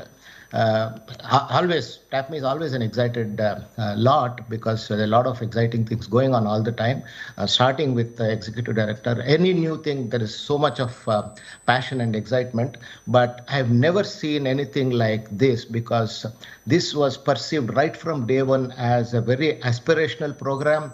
We had great plans for you guys. We made great plans, and then so much of thought has gone into this. We were excited more than probably you. Today we are excited to get a TAPMI has never done postgraduate programs, so to get people like you in your formative years, looking forward to so many bright years ahead. It was really, we feel young, and then we feel all excited. BBAs typically have not got great attraction in this country. They're not perceived as very aspirational programs, but believe me, we have put together a plan, and the Dean of TAPMI Bangalore and his team, completely supported by TAPMI team at Manipal, will make sure that this program is an aspirational program, and then you will really enjoy every day of it. So there are some fantastic things put together, the laboratories, the activities, and the professional development programs, and fantastic courses. So these are really going to keep you very, very, your journey in the next 3 to 4 years very enjoyable. Please enjoy every moment. Take advantage. Please own the entire thing. You can see that excitement among the TAPMI team, from the fact that from the executive director onward, so many faculties and staff members have come all the way from Manipal to be here with you on this start of your journey. So once again, wishing you all the best, and my congratulations to the executive director, Dr. Madhu Veeraraghavan, and the entire team, his entire team, for putting together this great show and making today happen. So congratulations, everybody. Once again, best wishes from me. Thank you. Thank you, Professor Aditya and Colonel Sudhindra. That was truly words of wisdom. It's a privilege to have with us our guest of honor, Mrs. Nivedita Nanjappa. Mrs. Nivedita Nanjappa is a manager at Ernst & Young People Advisory Services. Ms. Nivedita, a proud alumna of TAPMI batch of 2015. She holds a bachelor's degree in Electronics and Communication Engineering from All Saints College of Technology. She has over 9 years of experience across information technology, human resources, and management consulting and advisory. In the past, Ms. Nivedita worked with Infosys, HCL Technologies, and Zinnov. She worked with organizations to provide thought leadership and advisory on inclusion and diversity and talent strategies for compensation, engagement, and retention. She is regarded as a change maker, enabling organizations to benchmark themselves against the industry and identify best practices and initiatives to grow up the maturity curve. May I now request Ms. Nivedita to deliver the guest of honor speech.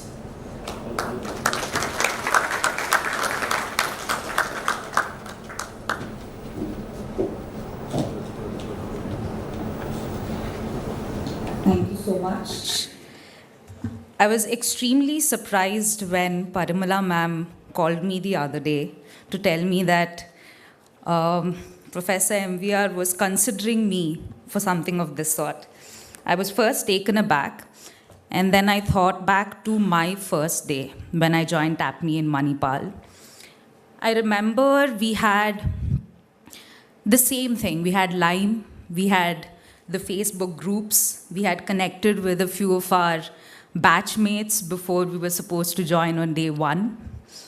I was actually looking forward to it. I was extremely excited. I was staying outside of home for the very first time. I was going to be living in a hostel, very similar to what all of you all are going to be doing for the next 4 years. In one word, if I have to sum it up, it was excitement.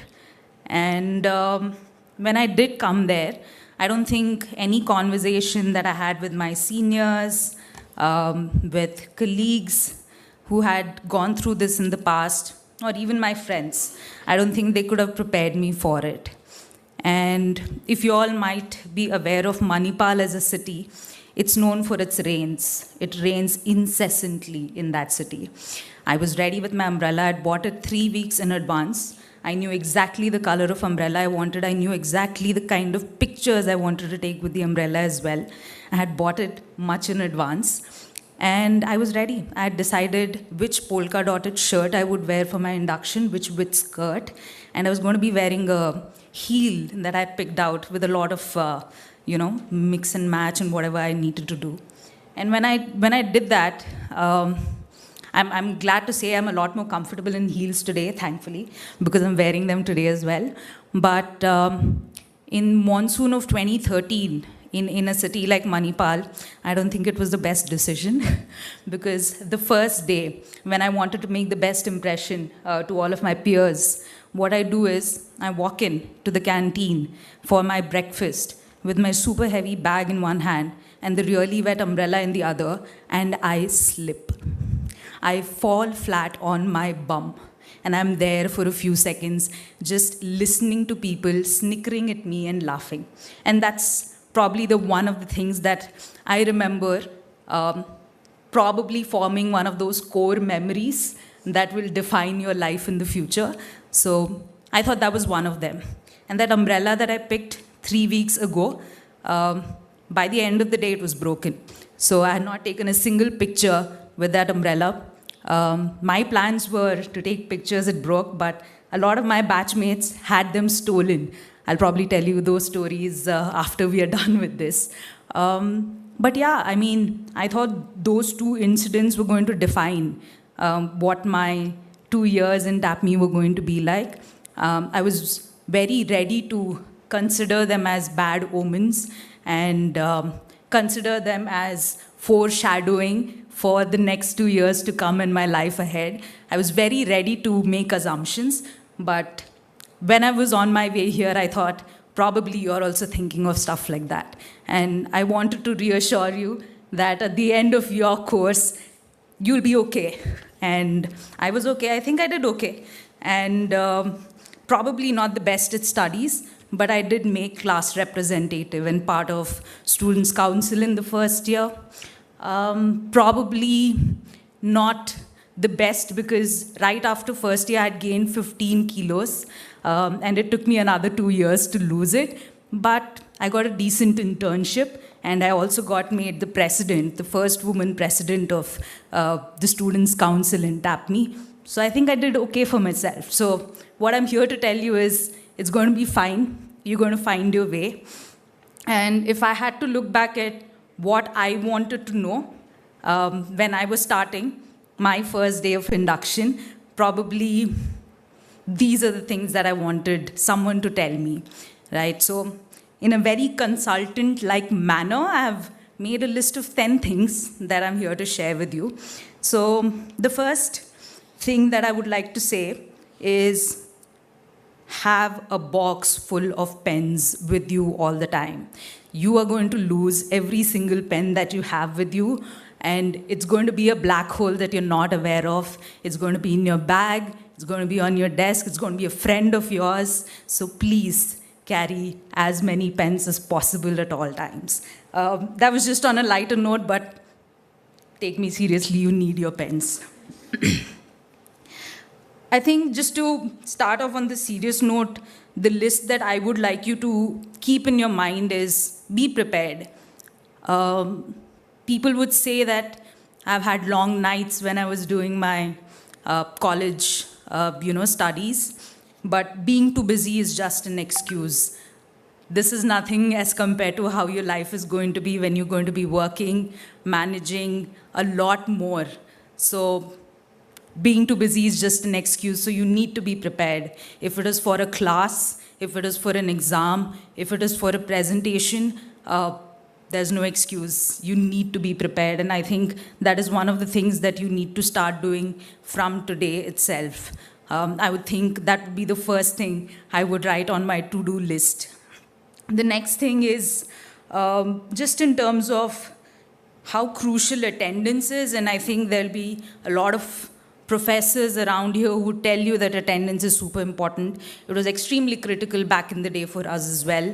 And we had to be in class on time. But what I'd like to say is, as important as attendance is, your health is also as important. I'm not just talking about your physical, but also your mental health. The fact that I put on 15 kilos was because I was a stress eater, and when I stressed, when I couldn't talk to someone about it, I would eat, right? So that's what I would want you to be aware of. That, you know, when you are in a situation where you're not able to figure out stuff, reach out to people, be it from a physical health perspective or a mental health perspective. I know earlier on there was an announcement in terms of there being counselors around. Please don't hesitate. Get the help that you need. Make a group of people around you that actually bring the positive out. So surround yourself with those positive people. There are going to be a lot of challenging situations, so you don't want negativity around you from a friend group perspective. So that's the second most important thing that I would think. Thirdly, it's probably sometimes difficult to think, and because I have a lot of my professors here on this side, I'm going to be looking here when I say this point. Your professors want you to succeed. It might seem very difficult at sometimes in terms of how it may come across in situations, but their goal is to ensure that you succeed. And you know, when you're in that classroom, when you're in that situation, it might not seem that way, but in hindsight, and I would like to think I've gotten a little wiser than I was back in 2013. So they are doing the things that they are to ensure that you do the best that you can. So always keep that at the back of your mind. And we always had, as part of our MBA, we did group projects, right? And the one complaint I remember everyone having was that one slacker. There's always that one slacker in a group. I would like to tell you that the way to go about doing a project is for you to take the lead. And if everyone goes into that project with the idea that, yes, I'm going to do my part, I'm going to take the lead here, it's going to be okay. I was lucky, I lucked out in the first year where in my group I had people who had expertise from HR, finance, marketing, as well as operations, all in the same group. But in the second year I was not that lucky. So unless you take charge, unless you start solving for problems, unless you start identifying that certain people want to do certain things and certain people are capable of certain things and not capable of others, find the strengths in each other. So the definition of a fully functional team is identifying what the other person is stronger at.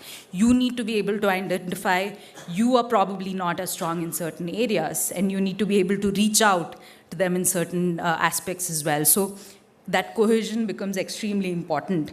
But in terms of you to be able to get through, in terms of the kind of work as a group that you do, I think you should take the lead. There's no second guessing in that respect. Another aspect is you need to be able to build credibility for yourself. While you're here for 4 years, you need people to be able to respect you, trust you. And these people are your professors. These people are the staff that is going to be around in the college. Probably the folks that help around. So TAPMI Manipal was a huge campus. So we had lots of guards around. Whenever we used to walk out, we knew there were a few people there. Just try and build relationships and credibility even with them.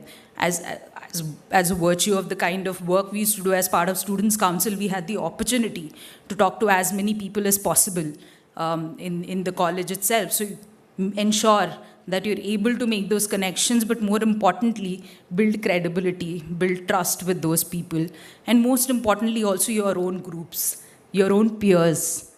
Because this room of people that you're sitting with right now, in 20 years probably are going to lead certain organizations. So from that perspective, try and build those connections right away. Showcase that credibility, not just from the scores that you get in your tests, but how you behave during your group activities, how you essentially are able to help someone out when they're in need, how you can essentially just be a person that is, approachable. You're building credibility in so many different ways. Try and ensure that you do that every day in every action that you take. That is essentially going to define you, not just for the 4 years, but especially after that. When you are a professional, you have a professional network of your own, and they remember how you were back when you were in college. So that becomes super critical for you. So build that credibility. It's going to work for you a long way. Another aspect that I would like to say is manifest what you want to be when you leave this college 4 years later. And being able to manifest it through the actions that you take today becomes extremely critical. How you're going to show up to college, to class, for fast assignments or group assignments, exams, or any conversation that you have. If there's one thing that I've learned in TAPMI, it is that actions have consequences. If you want to have the right consequences, do the right actions. So act in a manner where you can help yourself to get where you want to be 4 years later. You are responsible for your own future. You have already come this way, this far. I think you've had a great start. For you to go that few other miles that's left, I think just pay attention, manifest that future that you're looking forward to. Read up, learn, always keep up to date as to what is changing. I think we do have a very huge alumni base, and you can learn a lot from the kind of work that a lot of folks are doing. Probably your campus is going to be a curriculum sort of a campus as well. Learn from each other. So that's what I would recommend. A couple of other things, I think it was called out as well.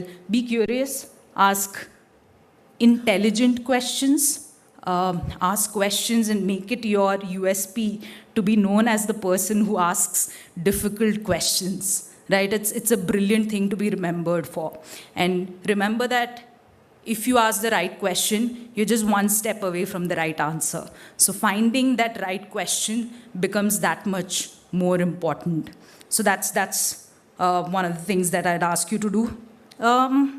Last 3 points, I swear. Network.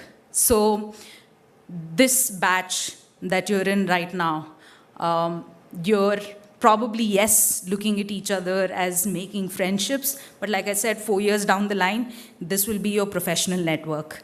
The next year, there's going to be another batch that comes in that is also going to be added as your professional network. So irrespective of which class you're taking, irrespective of who's part of your group, who's your roommate, who's on the same floor as you, try and connect with every single person. You never know which out of these people, let's say 5-6 years down the line, will give you a referral that will get you to your dream company. You never know. So make those networks within the college. I think one thing that always helped me in tough situations was having a network outside of college as well, because it can get overwhelming inside. So talk to your family, not just when you need the money, but talk to your family in general, talk to your loved ones, have a healthy conversation. You don't have to do it every day. I'm sure you might not be able to do it every day, but try and talk to someone as often as you can so that you feel that sanity of some sort that you can hang on to. And of course, at the end of the day, something that I personally regret, because I like I said, I'm a stress eater. I would want you to focus on your diet, because that becomes extremely critical as to how you are operationing as a human being on a day-to-day basis. Probably if breakfast is something that helps you be charged for the rest of the day, ensure that you have a breakfast every single day. just get that discipline in, and I suppose that will be taken care of as well.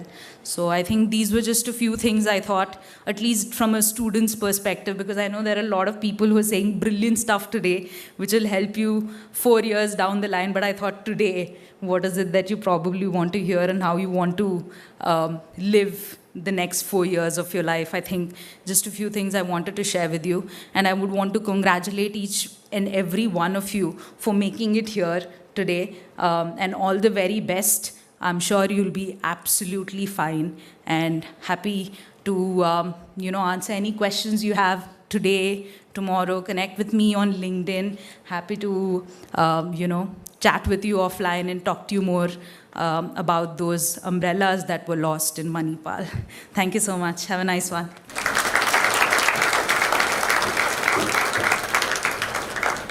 Thank you, Ms. Nivedita. We wholeheartedly appreciate and we are grateful for being here with us and sharing your experiences. May I now request our director, Mr. Madhu, to felicitate Ms. Nivedita, guest of honor.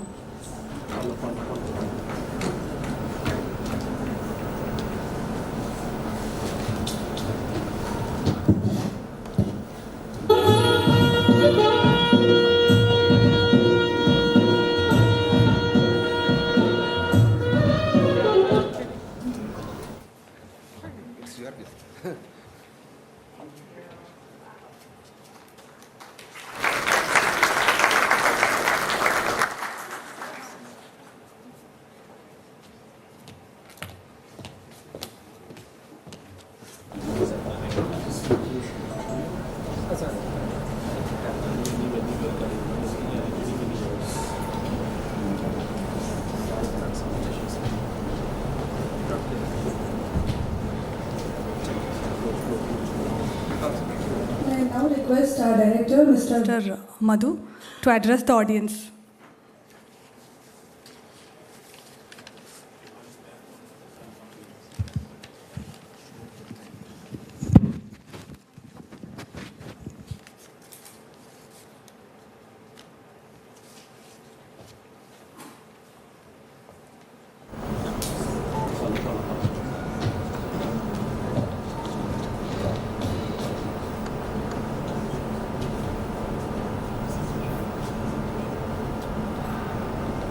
All right, can you hear me?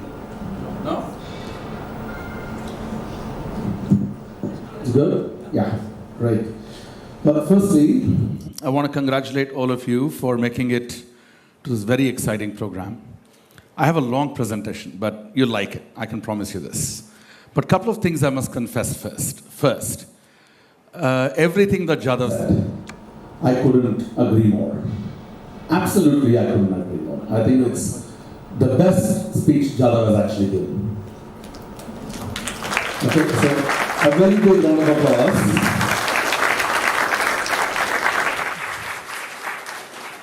First, for this applause is basically for you, for making it to TAPMI, and also for Jadhav's speech. I mean, before I begin the presentation, I thought I should say something, right? He did give me the team of rivals, yes, absolutely. And I may not have fully read the book, but I work with a team of rivals. I'll tell you how. My team is a very large team. And I've been in this profession for 20 years, headed some of the biggest departments in universities around the world. And I can tell you that I've always picked people who will disagree with me the most. I never like to have people with me who agree with me. I will give you 3 names today. Number 1 is Aditya. He will question everything I tell him. Jadhav, let's do this. Why this? Why not that way? I love that, right? Number 2 is also a very dear friend of mine. She is in Berlin, and I don't know if she's online. Her name is Kavitha Ranganathan. She's an associate dean research and a constant critique of mine. She will show me the mirror at times. So Aditya, Kavitha, and a third person, who's also a very good friend of mine, who's not with TAPMI now, his name is Vinod Madhavan. He was a dean administration before, and also will have no hesitation in disagreeing with what I had to say. Not every time, but genuinely, right? And the reason why we are successful students is because we have people like them. And they're all amazing friends of mine. And I cherish every bit of it. You know, personally, I have gone through a very difficult time in my life. My personal life, very difficult time. But every minute of those difficult situations of mine, I have had the greatest of friends support me. As recent as 2 weeks ago. And I can tell you this, there is nothing more special. There is no relationship that is more special than friendship. Trust me when I say this. I'm speaking to you from my heart and from experience. It is the most divine, sacred relationship. And I love it. I love being around my friends. When I'm down, they are there to support me. When somebody else is down, I'll be there to support them. So do this, okay? It's very important. Forge friendships. Really ensure that even if you don't have to say sorry sometimes, and you may not have done this mistake or whatever, pick up the phone and talk to that friend. Because you don't want to lose a friend. And that's something that's very important. So I give it to Aditya 10 out of 10 for what she just said. And I give myself 10 out of 10 also. Okay, now, to the real deal. You excited? Yes. Loud voice. Yes. Fantastic. I'm really excited to see all of you. I've got a very special thing to show you guys. My presentation today is all about colors. And I am loving this moment every second. I've been waiting for this day for many months. Okay? And I'm going to show you something very interesting. There is a video that I'll play, but that video is very important to watch. It's about the two amazing visionary people that you see here. Late Shri TAPMI Pai, called the founder of Manipal, and late Shri T.A. Pai, whose name the school is named, right? So, okay, so I will do this. I'll click from here. Okay. It's my address to you guys. Stay up. There are no quizzes, no questions, but I want you to be listening to me very carefully. So the video first.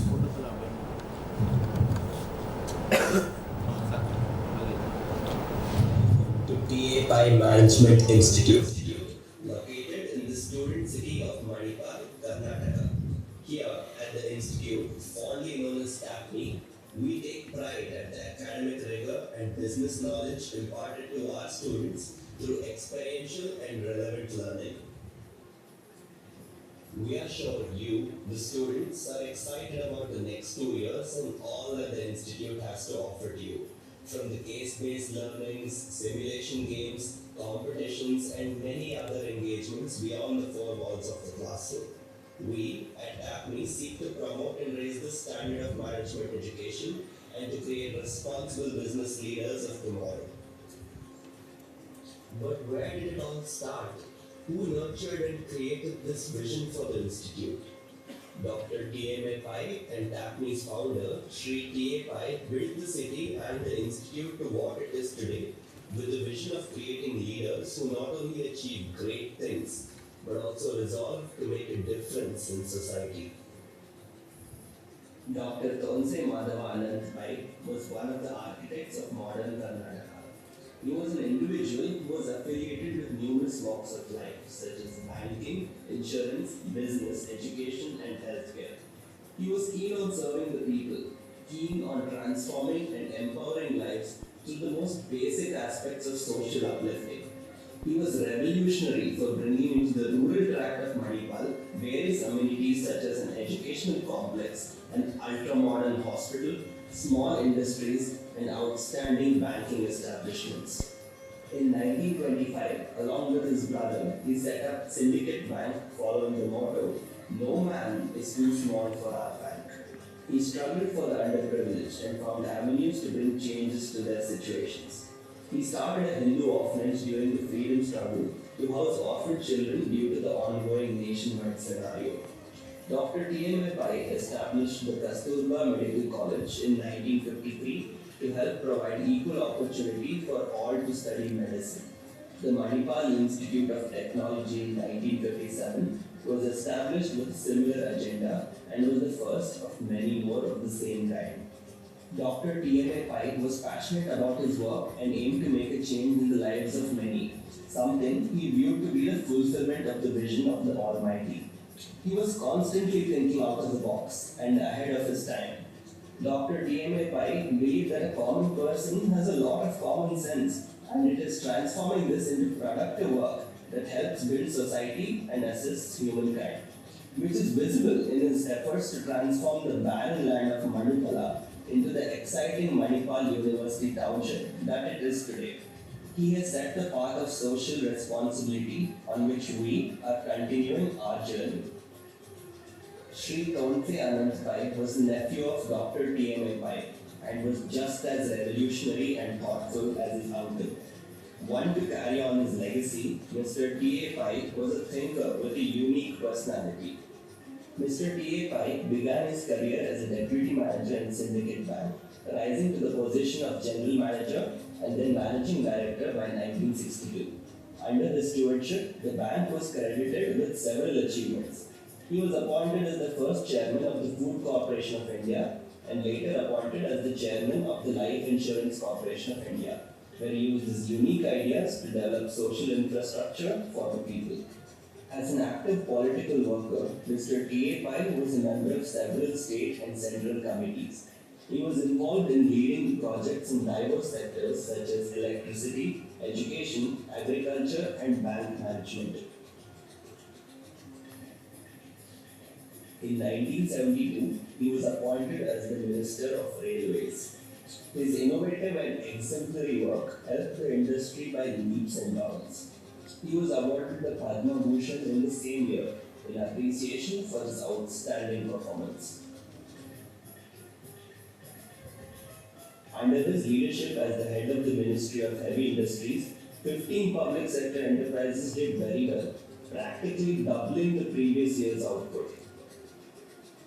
As the Minister of Industry and Civil Supplies, he was instrumental in revising the industrial licensing policy and encouraging investment in socially desirable sectors of industry.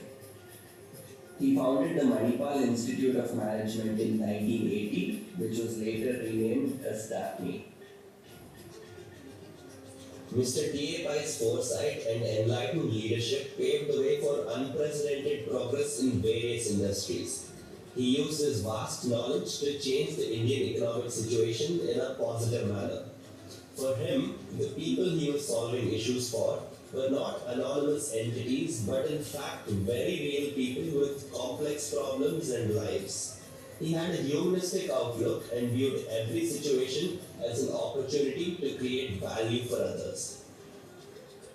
Dr. T.M.A. Pai and Sri T.A. Pai were involved in various fields such as infrastructure, finance, agriculture, insurance, culture, education, and health.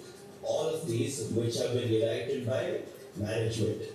This same unified concept has been carried through the years to build T.A. Pai Management Institute into what it is today. TAPMI is accredited with AMBA and is one of the only 7 schools in India with AACSB accreditations. These distinguished recognitions are a testament to the vision of our founder and bear witness to the quality of business knowledge provided at the Institute.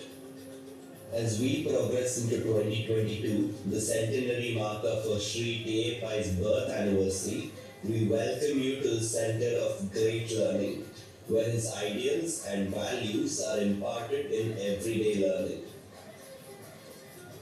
With our mission to excel in postgraduate management education, research and practice, we lay the groundwork for the holistic development of our students by nurturing and developing industry-relevant skills and fostering continuous learning. Once again, we welcome you to this student-centric institution, where we seek to enable the business leaders of tomorrow. Okay, like the video? This is shot in Manipal, and this was done for the induction. This year, the theme that I had set the Lime team was, I wanted everybody to know about the founders, both the founders, the founder of Manipal and founder of TAPMI, right? And of course, you see how stunning the campus is, and I'm sure you all will make a trip to Manipal sometime and spend some time with us there as well. Okay, now let's move forward. The next slide. So this is part of the library. I just want to quickly show you about the founders area at the Manipal campus. This is the entrance to the finance lab that we have with Bloomberg terminals and Reuters terminals. And, sorry, you'll like this picture. If you come to Manipal and spend some time, you will see dogs in the campus. So you'll see that's the German Shepherd that a colleague of mine, Aparna Bhatt, has. It's Custard, my Labrador. And Bhavna is here. Bhavna's dog is Pogo, also another Labrador, right? So they have a great time on campus. I'm sure we'll plan a trip for all of you to come to Manipal and spend some time with us. Now, what I'm going to do is take you through some very important attributes. You came into TAPMI, you chose this program, we picked you into this program, one of the most exciting programs we have. What is it we want you to leave? Of course, the friendship part of it is a given. Those things are going to happen, right?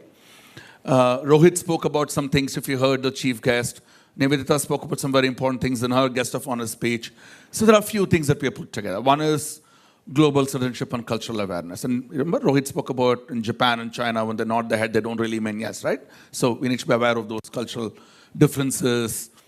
Professionalism, ethics, and values, something that we will spend a lot of time. I'm sure Animesh, Aditya, and the entire Bangalore team, the faculty, will also spend a lot of time doing this sort of bit. Social responsibility, service to community. I'm sure Ishwar will talk about it. Seva. Yesterday, many of our parents were here. We spent a lot of time with your parents, and they were amazed at the curriculum that we have, at the sorts of things we're going to do with you. In fact, they know more about the program than you do now. Lifelong learning. We always believe that learning never stops. Continuously we learn, and we learn, and we learn. Technological literacy, initiative problem-solving skills, which your recruiters really demand.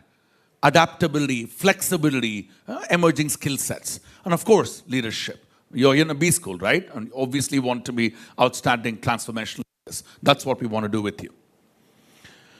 So where is TAPMI today? This is TAPMI Manipal. You need to know where TAPMI is today, right? So we ranked among the top 20 B schools in India. There are 4,000 B schools. Yeah? It's not small. It's not a small thing, guys. It's a huge achievement to be consistently ranked in the top 20 in this country. We're one of 6 B schools to receive QS ranking. We're one of 8 double crown schools. The TAPMI Bangalore, this program is the ASC's B accredited program, right? You know that, don't you? So there's a differentiation between rankings and accreditation, right? So this is an ASC's B school. Very, very important milestone for all of you and for all of us, right? We are signatory to PRIME, which is Principles for Responsible Management Education. This was started by Kofi Annan when he was the Secretary General of the UN, right? He said business school deans and professors should also be part of this.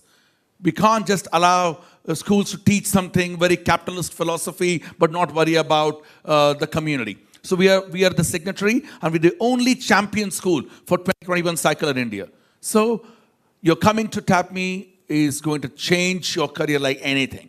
Rank 38 in an IRF. We have a beautiful campus in Manipal and an amazingly stunning campus in Bangalore. Look at all the sporting area that's going to be coming up shortly, right? By the time you're in year 2, we'll have our own building.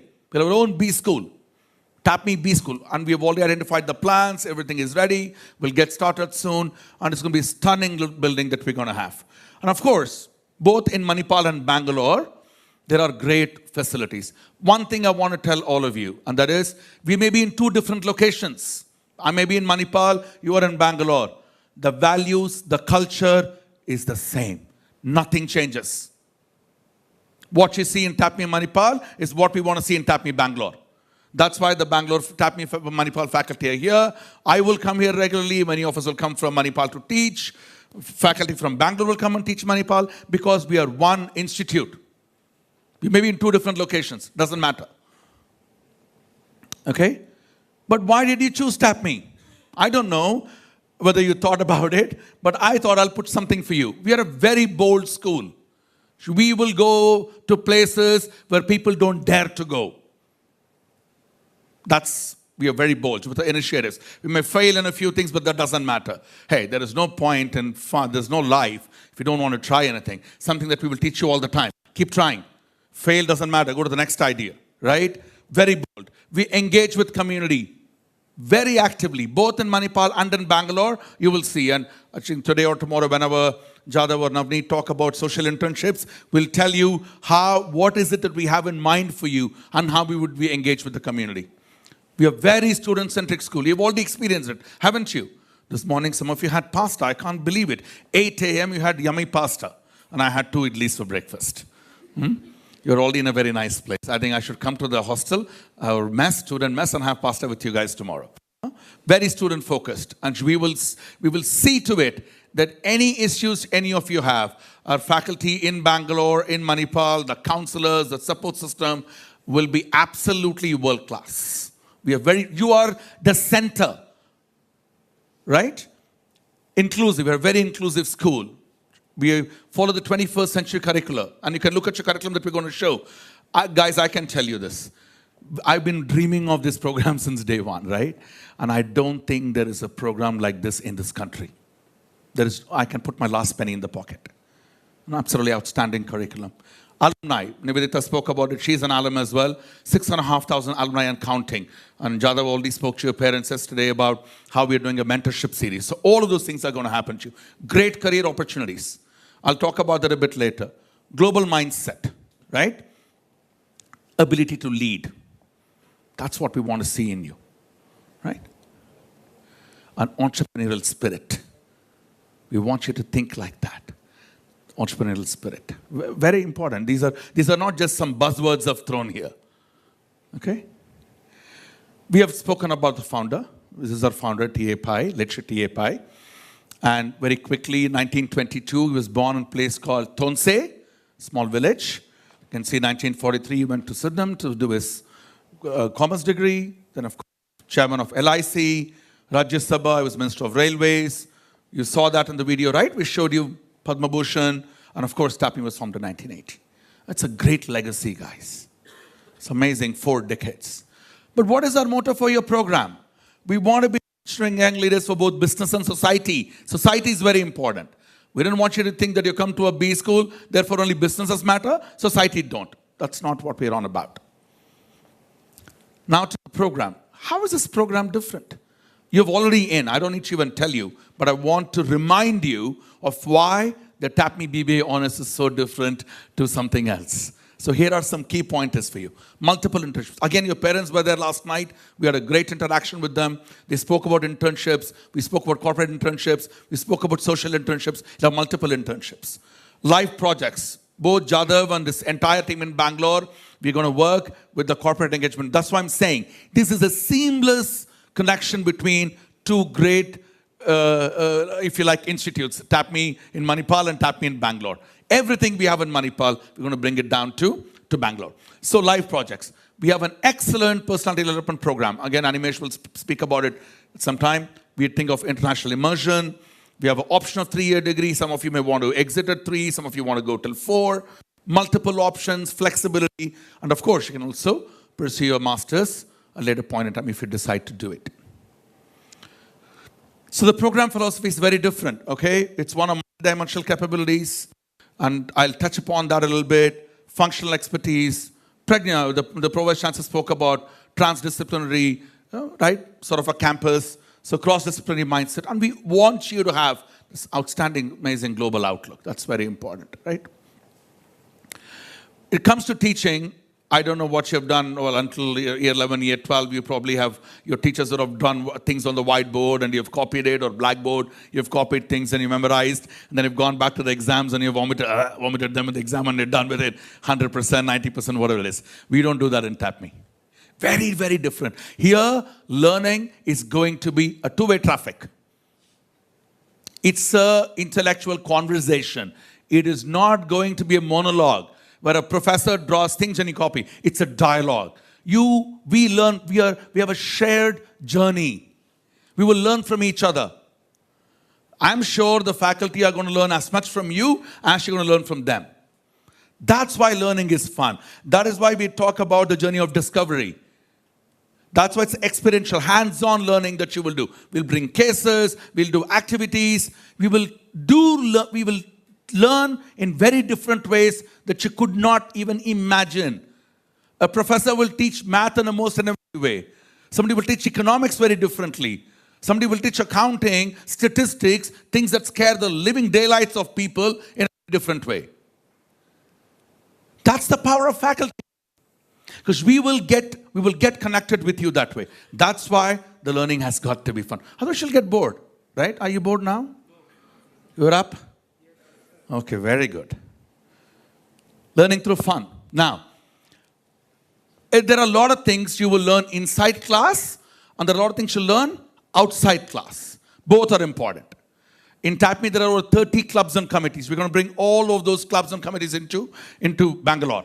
The Lime, the video that was done, of course, I spent a lot of time with the Lime team, but the Lime team did the video. What a stunning video. Could you even imagine it was done by second year, first year PGP students in Manipal? When I showed it to some outsider, they said, do you guys have an agency in TAPMI who did this? This is so professional. Those committees, those clubs you will have here, you will be able to demonstrate your leadership skills, your communication skills, the ability to get things done, right? So all of that is going to happen. We spoke to your parents yesterday about Toastmasters, Esprit, competition clubs. All of that is going to be available for you. Okay? Now, Jadav spoke about the competencies in his 95% of his talk was about friendship, on which I really loved, because I so believe in it. But maybe the last 1% he spoke about competence. He just threw in the word and left it to me to do. He said, you do all the enlightening bit, I'll do all the amazing stuff. So here are competencies you want to build. And again, you will never see this in any BBA program in this country, because it's run-of-the-mill stuff. But we do something different with you. We are talking about critical thinking. We are talking about the integration skills, ability to integrate, assimilate information. Communication. Rohit spoke about communication. Remember? Both verbal, non-verbal, written, oral. How do you articulate your position, your narratives, your punchline, your strong opening and a strong close? All of that is very important. Keeping audience engaged. Are they connecting with you? Do they like what you're saying? Is the message clear?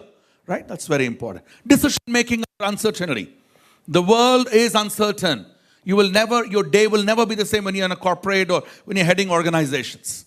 You got to learn to make tough decisions. And you got to stand by those decisions. Right? Ethics and moral imagination. This is a real problem for a lot of people. On corporate, they struggle with this. Right? Analytical ability. Multitasking. Are you a multitasker? Can you handle 2 or 3 things at one time? No, I'm on one direction.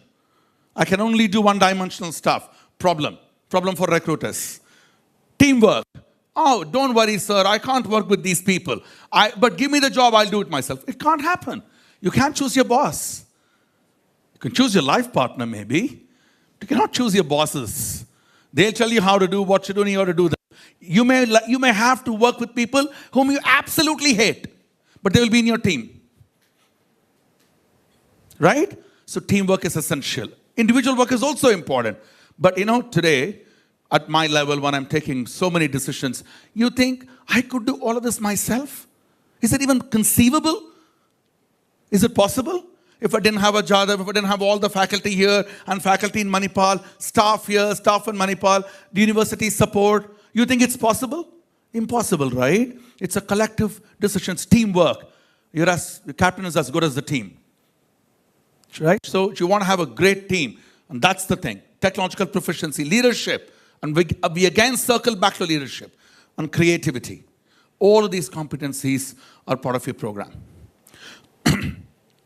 Structure, I won't spend much time because I have something more important to show you than this. I'm sure Jadav, Navneet, and others will show it to you. But here is your quick structure if you've forgotten how the structure looks like. So there are 4 years. It's a 4-year program, right? Year 1, year 2, year 3, year 4 is the honors year.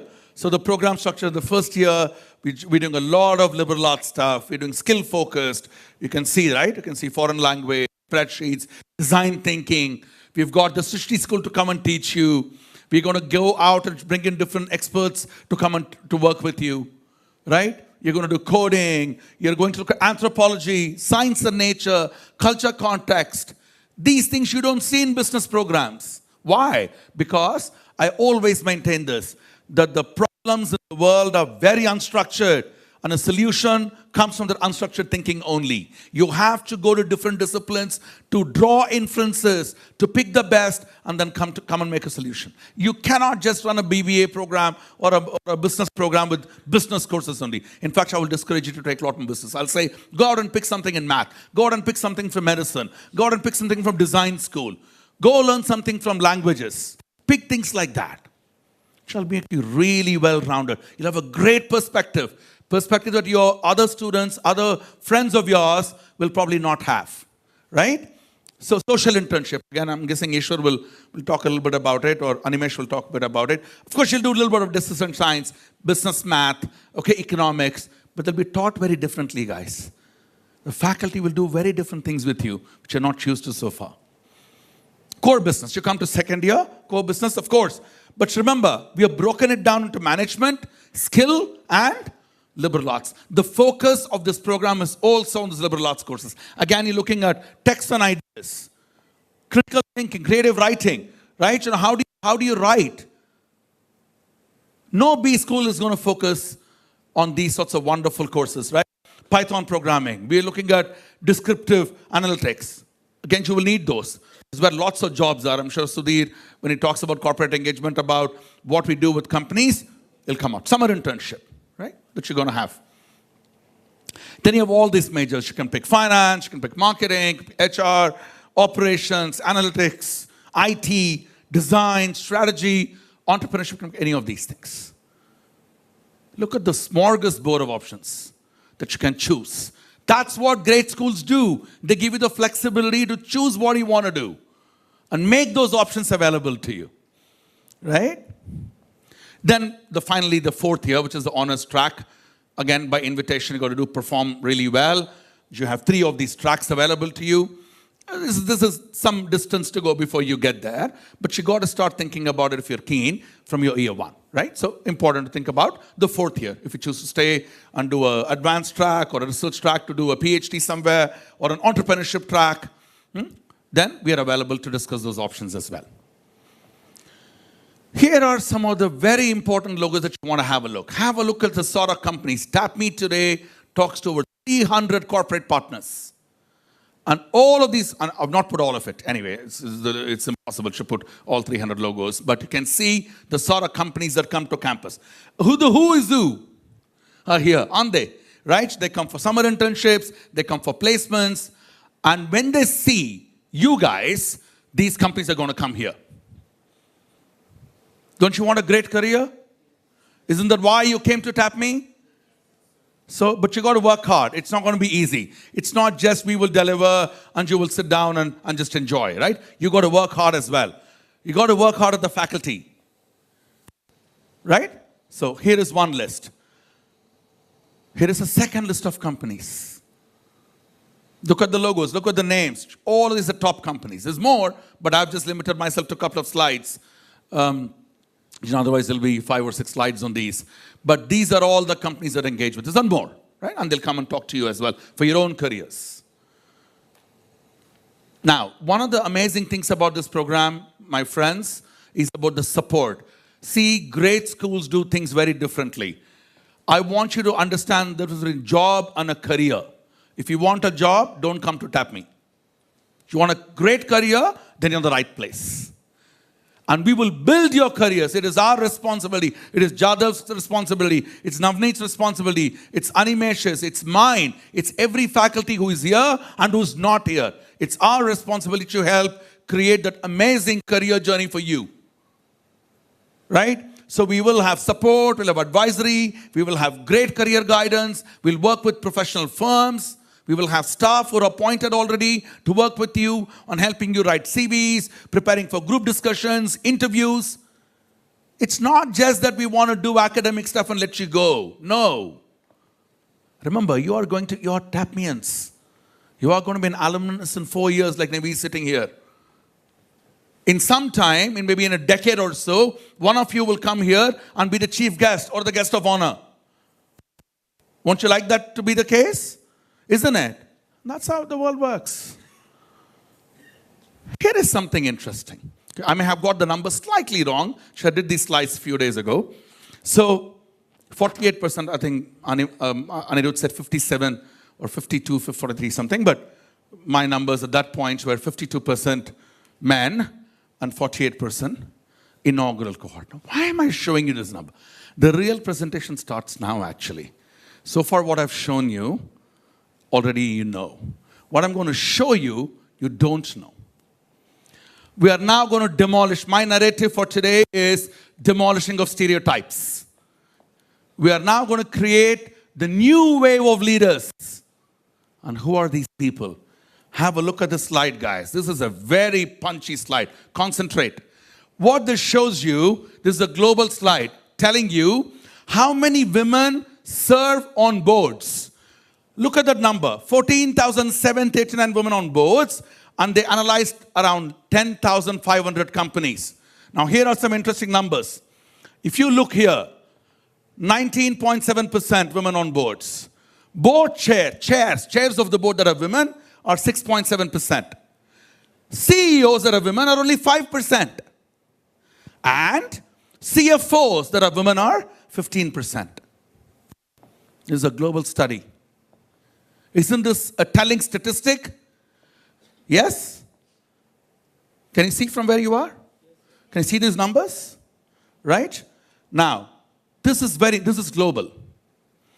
Now, this is not a very good number. Look at the tenure. You know what is tenure? What is tenure? So number of years they're serving. Look here. Men, 7.6. Okay, 5.1 women. 2021 numbers. These are very recent numbers. The tenure of women is also shorter.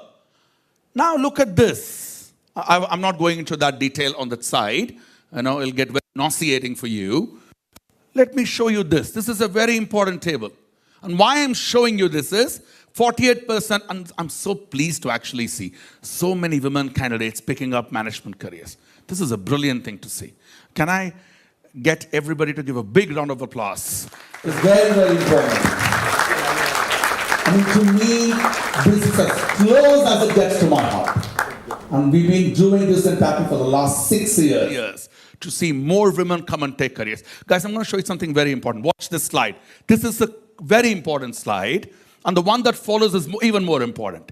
Now, here are countries where it shows percentage of board seats held by women. Of course, there's no surprise. France is 43%, Denmark 30%, Norway, because there are gender quotas in these countries. In some of these countries, the regulation is such that women will have a certain proportion of seats. So they have a gender quota system. So I'm not surprised about them. Okay? And Sudhir has already done his PhD on this also. Now look at India. Do you see where India is? What is the percentage? 17.1%. Right? Okay, you may say, but it's not bad, sir. Why? Look at Luxembourg, look at Turkey, Colombia, Hong Kong. And then you look there, and there are UAE, 5.3%, South Korea, Kuwait. India looks much better when you do that. But you know, that's not where we want to be, right? Now look at the slide I'm going to show you. So this is a very important stat. We've got to improve that statistic. Now I want you to see, this is India only. And what I want you to see, 413 women on boards, 340 companies. Is it a good look? Not so much. Now see here. Overall numbers, the 17.1% we saw in the previous slide. You remember the number from the previous table? So that's what it is. Board seats held by women. Now look at this. Board chairs that are women, only 3.6%. Okay? CFO, CEOs that are women are 4.7. Now here is a question. 2 slides ago, I showed you globally the percentage of CFOs. What was the number? No. No. You were not concentrating. Huh? 15. CFOs, you see in India, the CFOs are only 3.9%. Can you see the numbers? That's the narrative for my talk to you today. Demolish the stereotypes. Right? So, now, here is the tenure. We saw the tenure globally, didn't we? You remember the tenure I showed you? Men were 7.8 years. Women were 5.6 globally. Now, in India, what happens? Men, 8.1. Women, 5.1. Tenure is shorter tenure for women on both sides. It's a tough world. But it is so beautiful. It is so wonderful to see so many of you take this career, choosing this career. And it's something we're incredibly proud of. Incredibly proud of. We want to see this diversity. We want to see men, women, we want to see this proportion. It's beautifully evenly split. I'm not getting into those top industries that we can keep on another day, but do you see my drift? Do you see where the flow of the presentation is headed? Yeah. Now see this. This is a very important table, stat as well. Now on the left, what I'm showing you is the funding that is invested and the revenue that is generated. Okay? So in US dollars term, 2.12 million and the 935,000, these are the funding raised by men and women, entrepreneurs if you like. But look at the revenue generation. Although men attract more funding, the revenue generation is less. Women have got only 9.35, less than $1 million. Okay? But the revenue is around 730,000. Also look at the right. Now on the right stat I want you to see is both India and global. Okay? Now, there is a table below that says percentage of Indian firms with no women in senior roles. And I want you to go from below. I want you to read from 2017. What was the percentage in 17? 38% had absolutely no women roles. What is the number now? It's 3% of companies. Look at the shift. Look at the shift that's happened. This shift is very important. These numbers don't lie. But Mark Twain did say something. What did he say? Lies, damn lies, and statistic. Right? So I love this. It is so beautifully done. Right? And you can see this, 38% in the 2022. Okay. Increase of women in senior roles. That's very nice to see. Now I want you to see this slides. This presentation is not just about women, my friends. I'm not taking a one-sided approach, okay? You guys are doing well, and women are also doing well, but there's a reason why this narrative is coming out, because it's very bad to see that sort of stuff. In Forbes 500 listed, the magazine in the US, out of the top 500 companies, they couldn't even find 10 companies being headed by women. And therefore, I'm so happy to see so many of you. Now look at this. These are three. There are more. I'm going to show you very influential women, right? Leena Nair, Chanel? Yeah. Anjali Sud, right? Reshma Keval-Ramani. Three very important, very influential people. More coming. Khushi Nadar. You know who she is? Okay. Vinita Gupta, CEO of Lupin. And Malika Srinivasan. Now these are, I didn't put Chanda Kochar here or Chitra Ramakrishna here. We wouldn't put those names. Can we? No, we won't. Okay.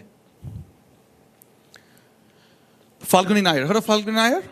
Yeah, Nika? Excellent. Shraddha Sharma and Divya Gokulnath.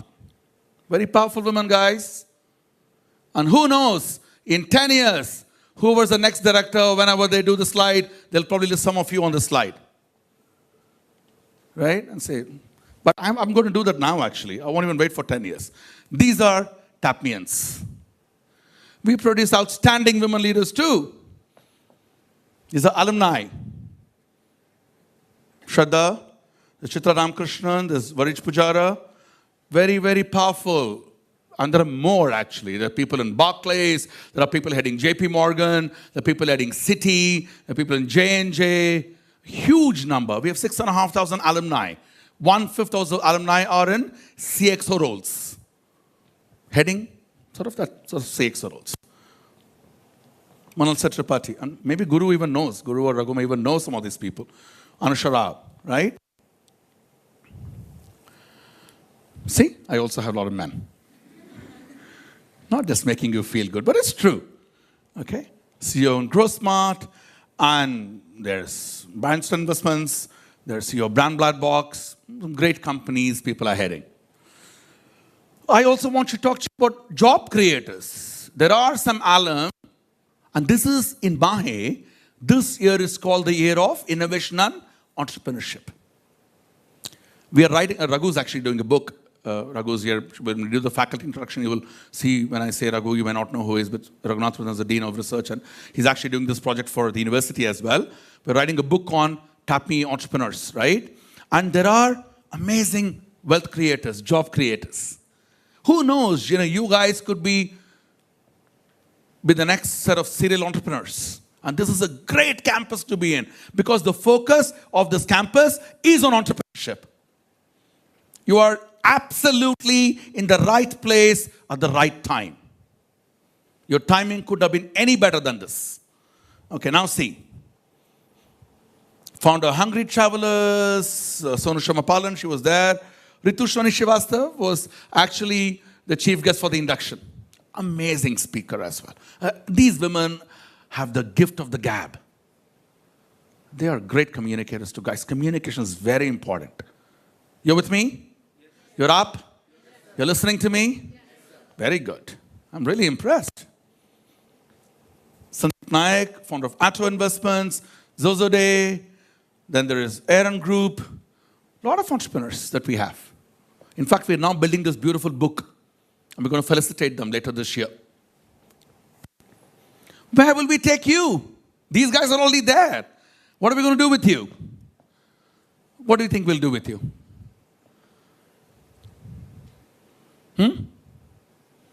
What do you think we'll do with you?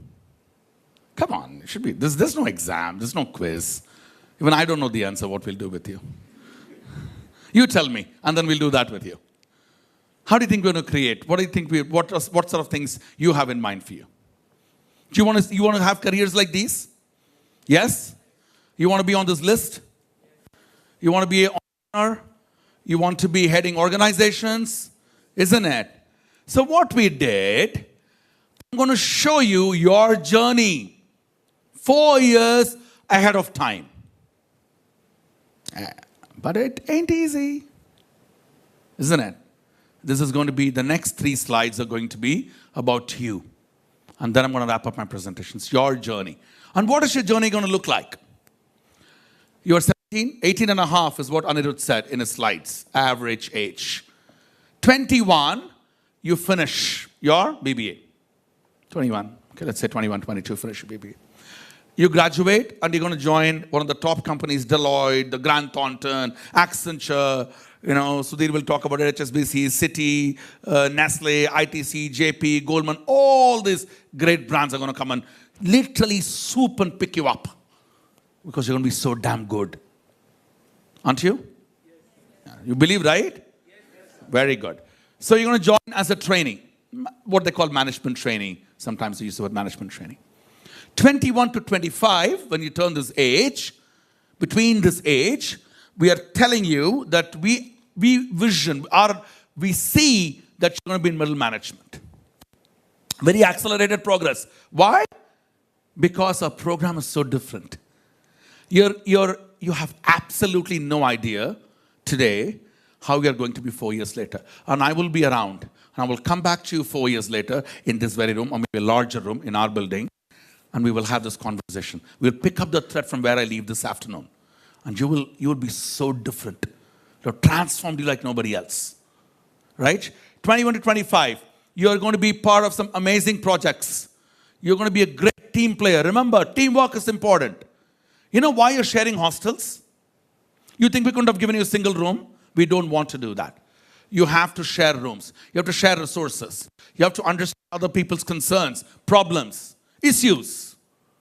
I was telling your parents yesterday at TAPMI, last 2 weeks ago, Durga Prasad and I were dealing with an issue where 2 men, of course they're PGP2 students, one of them has a serious throat problem. He can't have the air conditioner on. The other student cannot sleep without the AC. Both of them in the same room. Both of them paying the same fee. What can I do? When they came to us, I said, can I solve this issue? You figure out what you do. Perhaps turn the AC on 2 hours before, then turn it off, then turn it on, then turn it off. Whatever you want to do. They sorted it out. So issues can be done. Okay, now, multitasker. We spoke about multitasking, right? You go really fast in the organization. Because of what you have experienced in TAPMI. Because what you're going to experience in the next 4 years. This is going to put you miles and miles ahead of many other of friends who are doing programs in other places. Critical projects. Because you'll have outstanding problem-solving skills. Now go to 26 to 30. This is your age. 26 to 30, right? We are now talking how many years ahead of time? A decade ahead of time. We dare to dream. This is why we dare to dream. We are now telling you 10 years later, where will we see you? We will see you here. You'd be head of a vertical, a department, a division, or an area. You'll have great leadership skills. You're going to demonstrate all of that to your organization. Your organization is going to see an incredible value in each and every one of you. That is our job, to create that in you. Once you have done that in 26 to 30, you won't need an MBA. Have I spoken about an MBA for you yet? You don't need it. You won't need it. For the next 10 years, you stick and you work, and you're going to start with a great salary, you're going to grow faster, and then these companies are going to tell you, what is the name? Aditi, right? Common name that Anirudh put, and Aditya. Huh? All of you guys, you will go to INSEAD, Brown, Georgetown, Duke, Melbourne, Sydney, NUS, Hong Kong, London Business School, Warwick, name the school. Go there and do an MBA when you need it. And come back to the organization which allowed you to go and do it. On sabbatical. Who knows? You think you can do it? How many of you feel you have this ability to do these things? You can? You believe you can do it? That's what I want. More, polish, more. Hey, guys, you don't seem to be very excited. Can you or can you not? Yes. Yeah. You need to have a lot of energy. Did you eat breakfast? I know you guys had pasta. I was chatting around with some 20 women and they said, we had pasta, sir. That pasta was so delicious. I wish I could have had. I had 2 idlis. Yet I'm so energetic. So, I'm going to wrap up. We're going to lead you to the future. Thank you very much for your attention. I'm happy to take any questions. I will say this to you. My final words are these. You have to be very patient. You've got to give yourself the time. Don't get unnecessarily worried about things.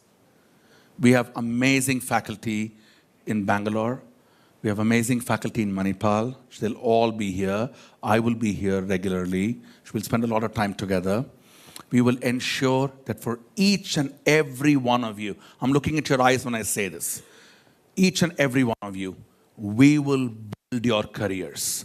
And I'll be so damn proud of you that you will think, wow, I walked into TAPMI induction of 2022. I had no clue where I would be, but today look at me. I'm now heading a division, an area, a department, whatever it is happens to be. More than that, we want you to have a sense of humility. Please be very humble. In life, people who achieved a lot are also very humble people. Humility is important. You got to have that. And you got to have love for the world. You've got to love the environment, and you've got to love the community. Guys, we are very lucky people, right? We're all here. Do you know how many kids can't be in this room?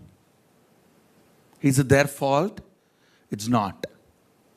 Don't you think we have a responsibility to work with those underprivileged people? Don't you think we should contribute to the community in which you live? In which we want to live? Isn't that our responsibility? Isn't that what leadership is about? Otherwise you're selfish. Where is the selflessness? So we want you to think about that. We want you, I don't know if you remember the PVC's words, let's be kinder than it's necessary. She had a closing slide. You remember?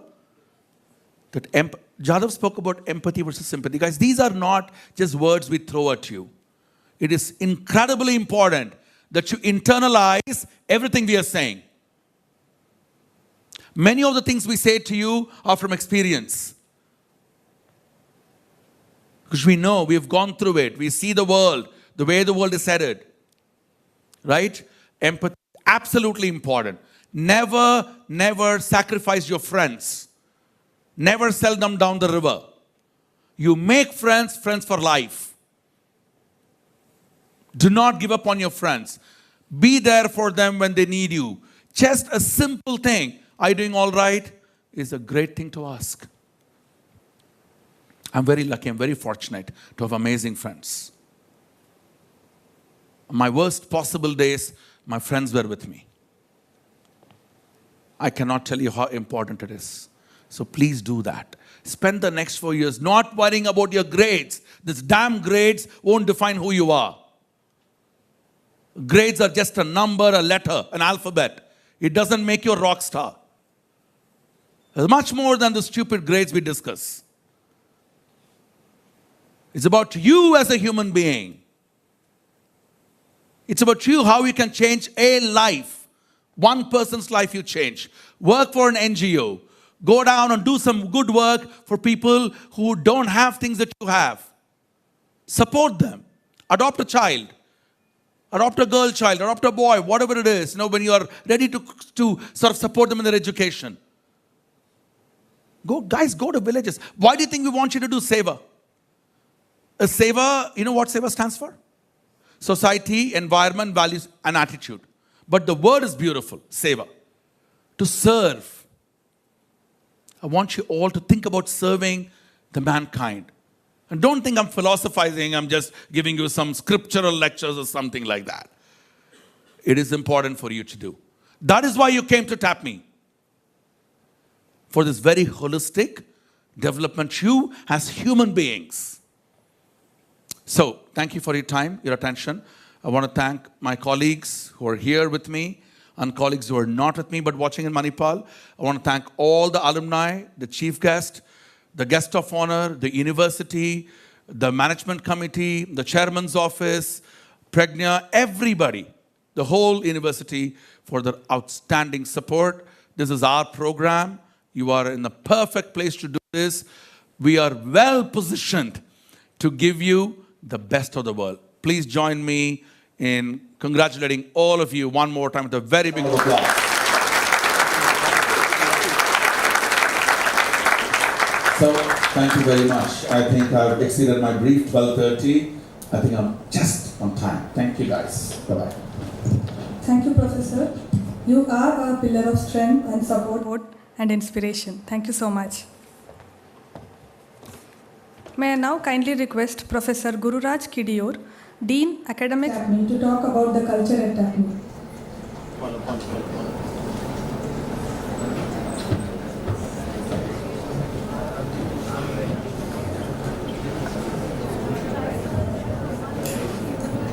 Good afternoon. I know I'm standing between you and lunch. And very difficult, especially given the fact that the aroma of lunch has already reached us. I've been given 9 minutes. I'll take less than that. I don't have any PPTs. What I'm going to speak about is more or less same as what Professor Madhu spoke, Professor Aditya spoke, and others have spoken. So I'm only going to reinforce the same things, but in a context, with a focus. So Director spoke about all that exciting things awaiting you, universities abroad, and great careers, but you have 4 years to go before that. So I will be speaking about your journey. I'm supposed to speak on culture at TAPMI. So culture itself is a very broad term. What is the meaning of culture? How do we understand culture, right? Culture manifests in the way we behave, the way we speak, the things we do.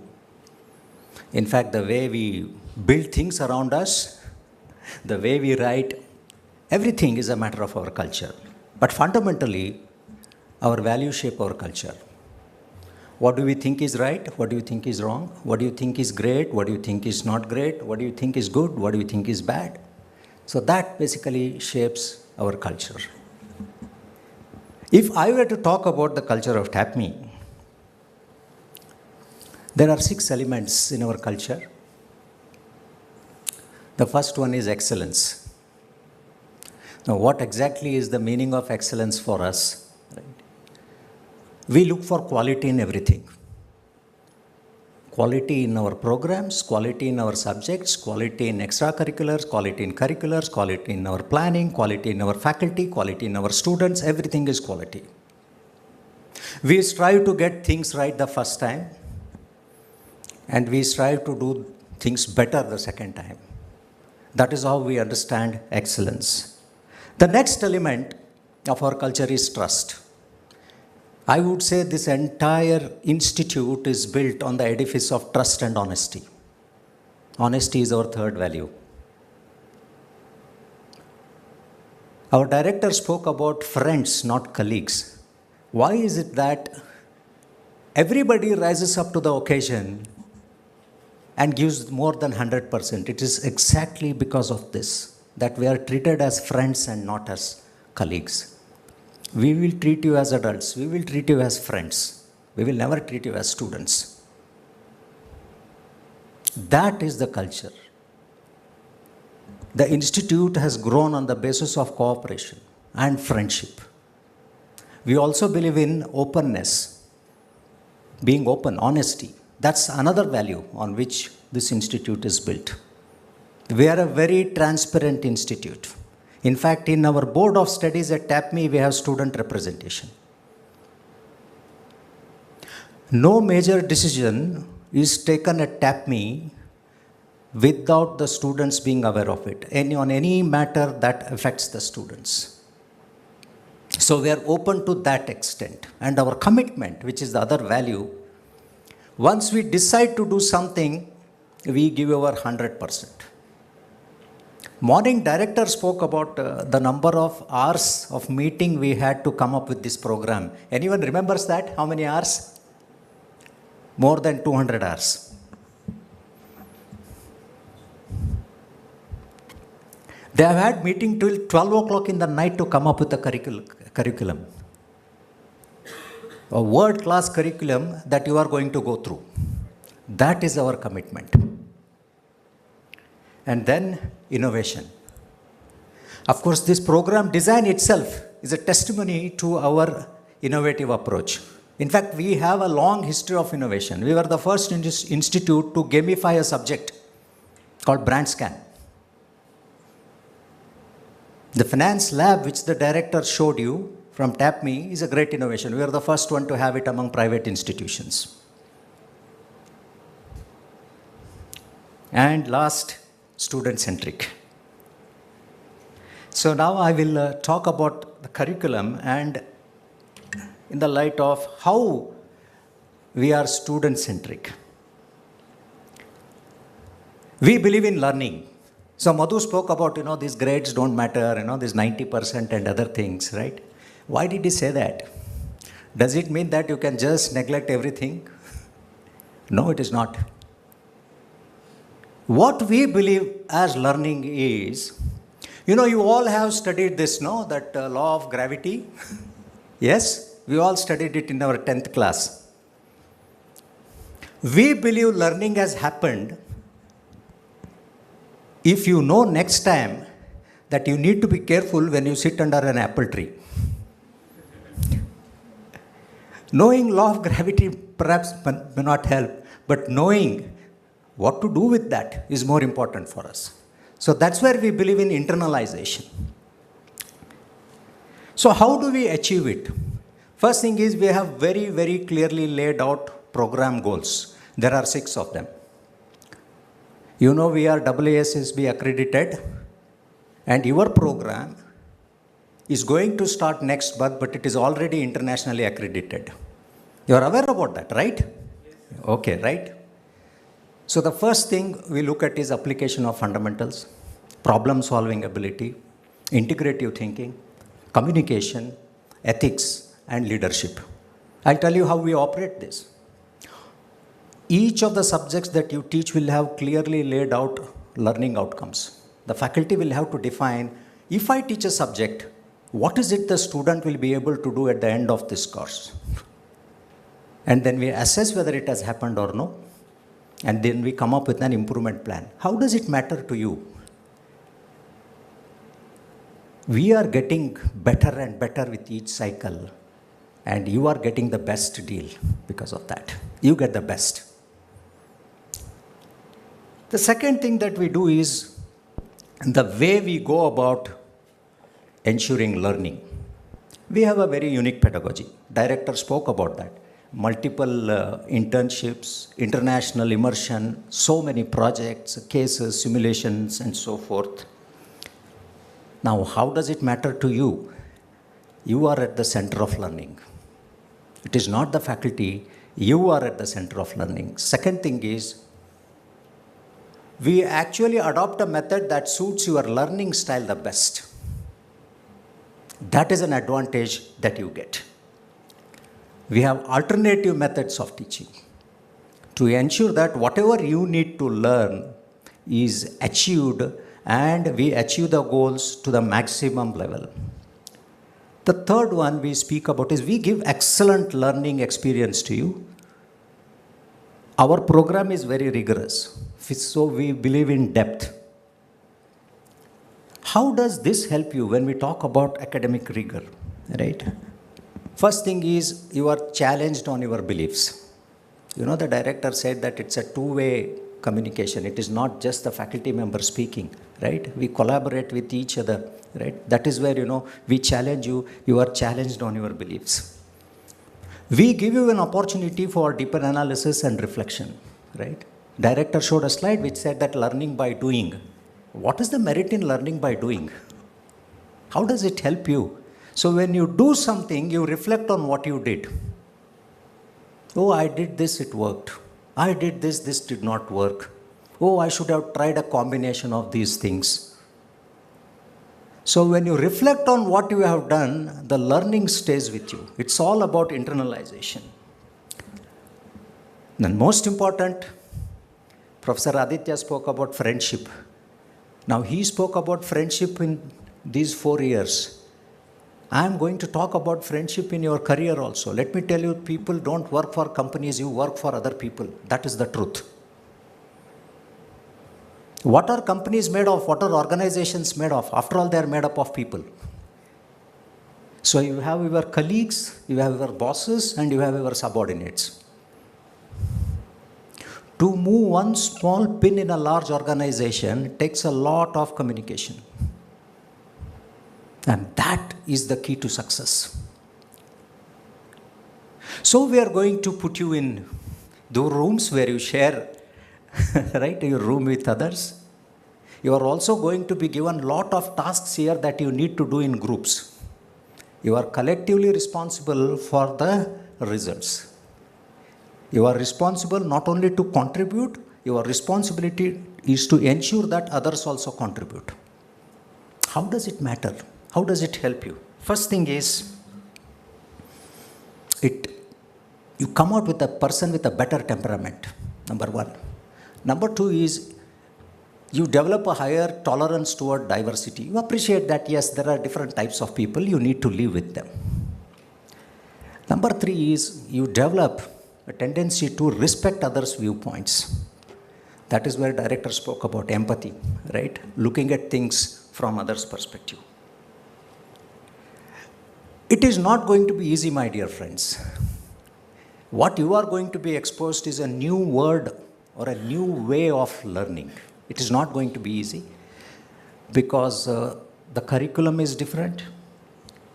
The methods of learning, the methods of teaching that you get exposed to is different. But we are all there behind you. We are solidly behind you.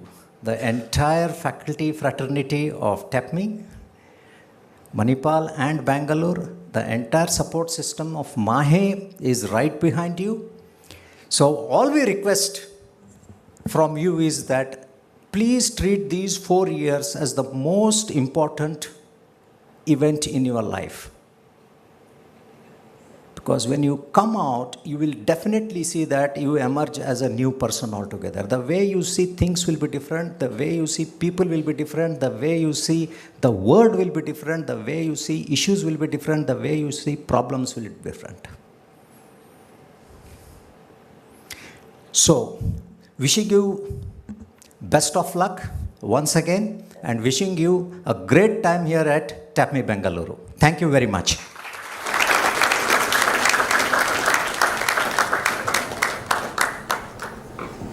Thank you, Professor Gururaj. Now I kindly request our Associate Dean, Commander Navanitha Krishnan, to deliver the vote of thanks.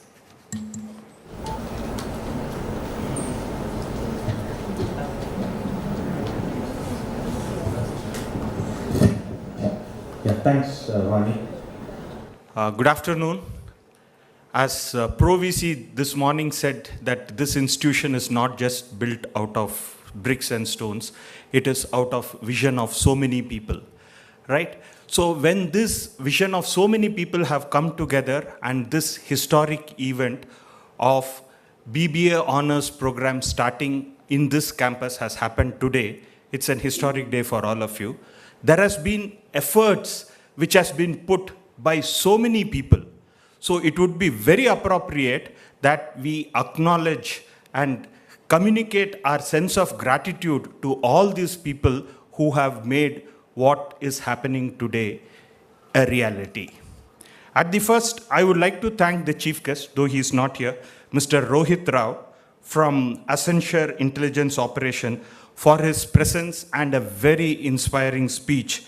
He, in fact, sort of recollected his college days and the activities that he did during that, and highlighting the importance of change and change management, which would help all of you to grow into a great manager and a leader.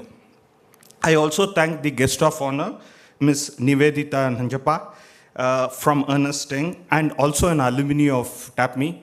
Thanks for all the advices on carrying umbrella, carrying adequate number of pens, and the significance of having a breakfast. I think all these are really very valuable tips, and thanks for your valuable time for being with us and being an assurance for the students that they can always get back to you as an alumni and being supportive to us. Thank you. Institutions of eminence, as I said, is built by visionaries.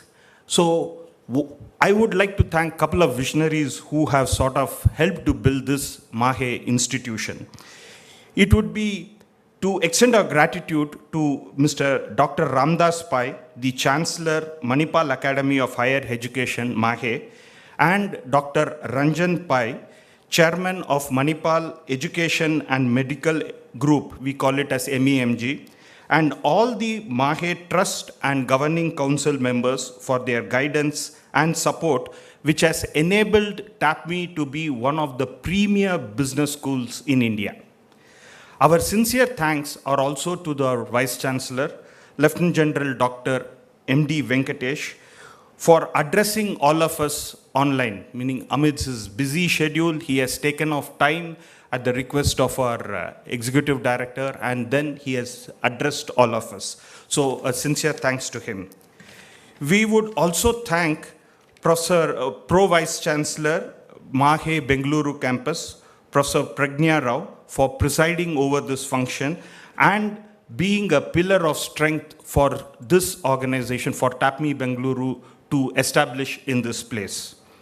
I also take this opportunity to thank Dr. Narayana Sabahit, Registrar of Mahe, for all his support. We are also thankful to the Deputy Registrar here at Mahe Bengaluru, Dr. Raghavendra Prabhu, for all the help, unstinted help that he has given to us whenever we went to him. I take this opportunity to also thank Dr. Vidya Shetty. She was the previous Deputy Registrar for this Mahe Bengaluru campus, for all the support that she gave us during the formative years of TAPMI Bengaluru. Our sincere thanks to Professor Madhuvira Raghavan, our Executive Director and Executive Director Management Studies Mahe and Director TAPMI, for his constant support, vision. In fact, this whole program, the way it is structured today, is one of his brainchild. He has been constantly thinking and bringing it up, and we are really thankful to you, sir, for the same. A special word of thanks to Colonel Sudhindra, who amidst all his busy schedule sitting in Dubai, wanted to be part of this because he was the first dean, one of the foundation member of this program that is blossoming today. So he was really emotionally attached and he was wanting to be here for this thing. So sincere thanks to him for being part of us. We thank the TAPMI administration Manipal, the Dean Admin, Professor Durga Prasad, who is amidst us, and the Associate Dean Admin, Professor Krishna Prasad, though he is not with us, and the TAPMI Accounts Office led by Senior Manager, Mr. Jay Krishnan, for all the continuous support. Whatever you see is happening here is all because of the groundwork and the background work done by these people. At this juncture, it would be appropriate for me to thank the staff from the Director's Office, Mrs. Parimala Hegde, who's here with us, and Ms. Somya, for giving us all the help and support as we were going through this journey. We also thank all the TAPMI faculty for helping us to develop this course and course curriculum with the support of our Dean Academics, Professor Gururaj, who just spoke to you some time back. He and his team have helped us to structure the course that you will be seeing during your next 4 years. I sincerely thank the admissions office of TAPMI because all of you are here because they are the people who connected with you, collected your application, processed them, arranged for your interviews. So special word of thanks to Professor Aniruddha, who gave us the introduction about your batch, and Ms. Charlotte from their office, who actually every day was monitoring whether you have joined, whether you have agreed, whether you have paid your fees. All these things were very meticulously tracked by our admissions office, TAPMI. So special thanks to them. We sincerely thank the Mahe Bengaluru administration team and who helped us to establish this whole event in this auditorium. Ms. Sujaya, who is the administrative head, sincere thanks to them. The hostel office wardens, Ms. Suma for the ladies' hostel, Mr. Ganesh for the men's hostel. The Pro-VC's office, the IT team, Mr. Prashant and their team had done an excellent job today in connecting all of us online with the various people. So sincere thanks to them and for getting this event organized. A special thanks to our chef, Ms. Chef and Touch, who had given us morning tea and who will be giving us a great lunch today. A special word of thanks to the media team for positioning TAPMI at the right place in the global and in the local business world as well. I would fail in my duty if I don't thank the people, the TAPMI Bengaluru team staff who have toiled day and night to get this event in place the way it is today, under the leadership of our Dean Admin, Dean TAPMI Bengaluru, Professor Jadhav. So Professor Jadhav and the others, Professor Animesh, Professor Abhishek, all of them have sat together, worked out the program. A special, and the new faculty, the new additional adjunct faculty whom we have taken, 4 of them, sincere thanks to all of them for supporting us in this event. A special word of thanks amongst this team is, TAPMI Bengaluru team is to Mr. Johnson, with whom I'm sure all of you must have been at least speaking a couple of times in the last few months. He has been, if all of you are here together as one team, it is Mr. Johnson who has been constantly being in touch with you and helping you to reach this place the way it is. Special thanks to Ms. Vani. She's our corporate engagement executive, and she's been the MC of this event. So special thanks to her for getting the whole show running. Our appreciation is also for all the parents. They have trusted TAPMI, they have trusted Mahe, and they have put you here. And a special thanks for all of those parents who have taken time and effort to come to Bangalore, attend our event yesterday here, and I guess they would be also seeing the live event which is going on now. So special thanks to all the parents.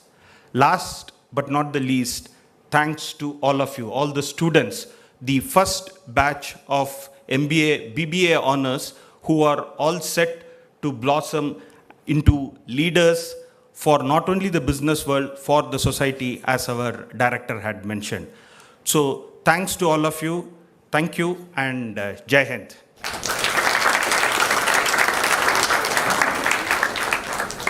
So with this, we'll have a national anthem. And after that, we'll go for lunch. But before, after the national anthem, we will take some group photos here.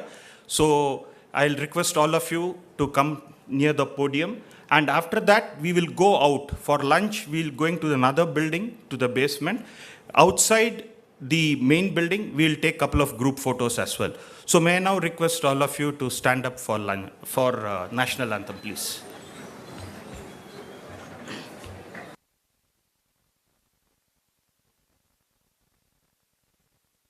जनगण अधिनायक जय हे भारत भाग्य विधाता पंजाब सिंध गुजरात मराठा द्राविड़ उत्कल बंगा विंध्य हिमाचल यमुना गंगा उच्चल जलधि तरंगा तव शुभ नामे जागे तव शुभ आशीष मांगे गाहे तव जय गाथा जन गण मंगल दायक जय हे भारत भाग्य विधाता जय हे जय हे जय हे जय जय जय जय हे Thank you. May I request all the faculty and the dignitaries to come on stage. The students also can come. Lunch is arranged in Srishti building, AB2. Okay?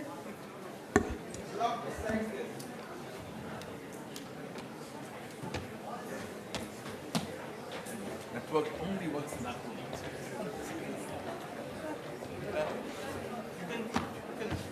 No.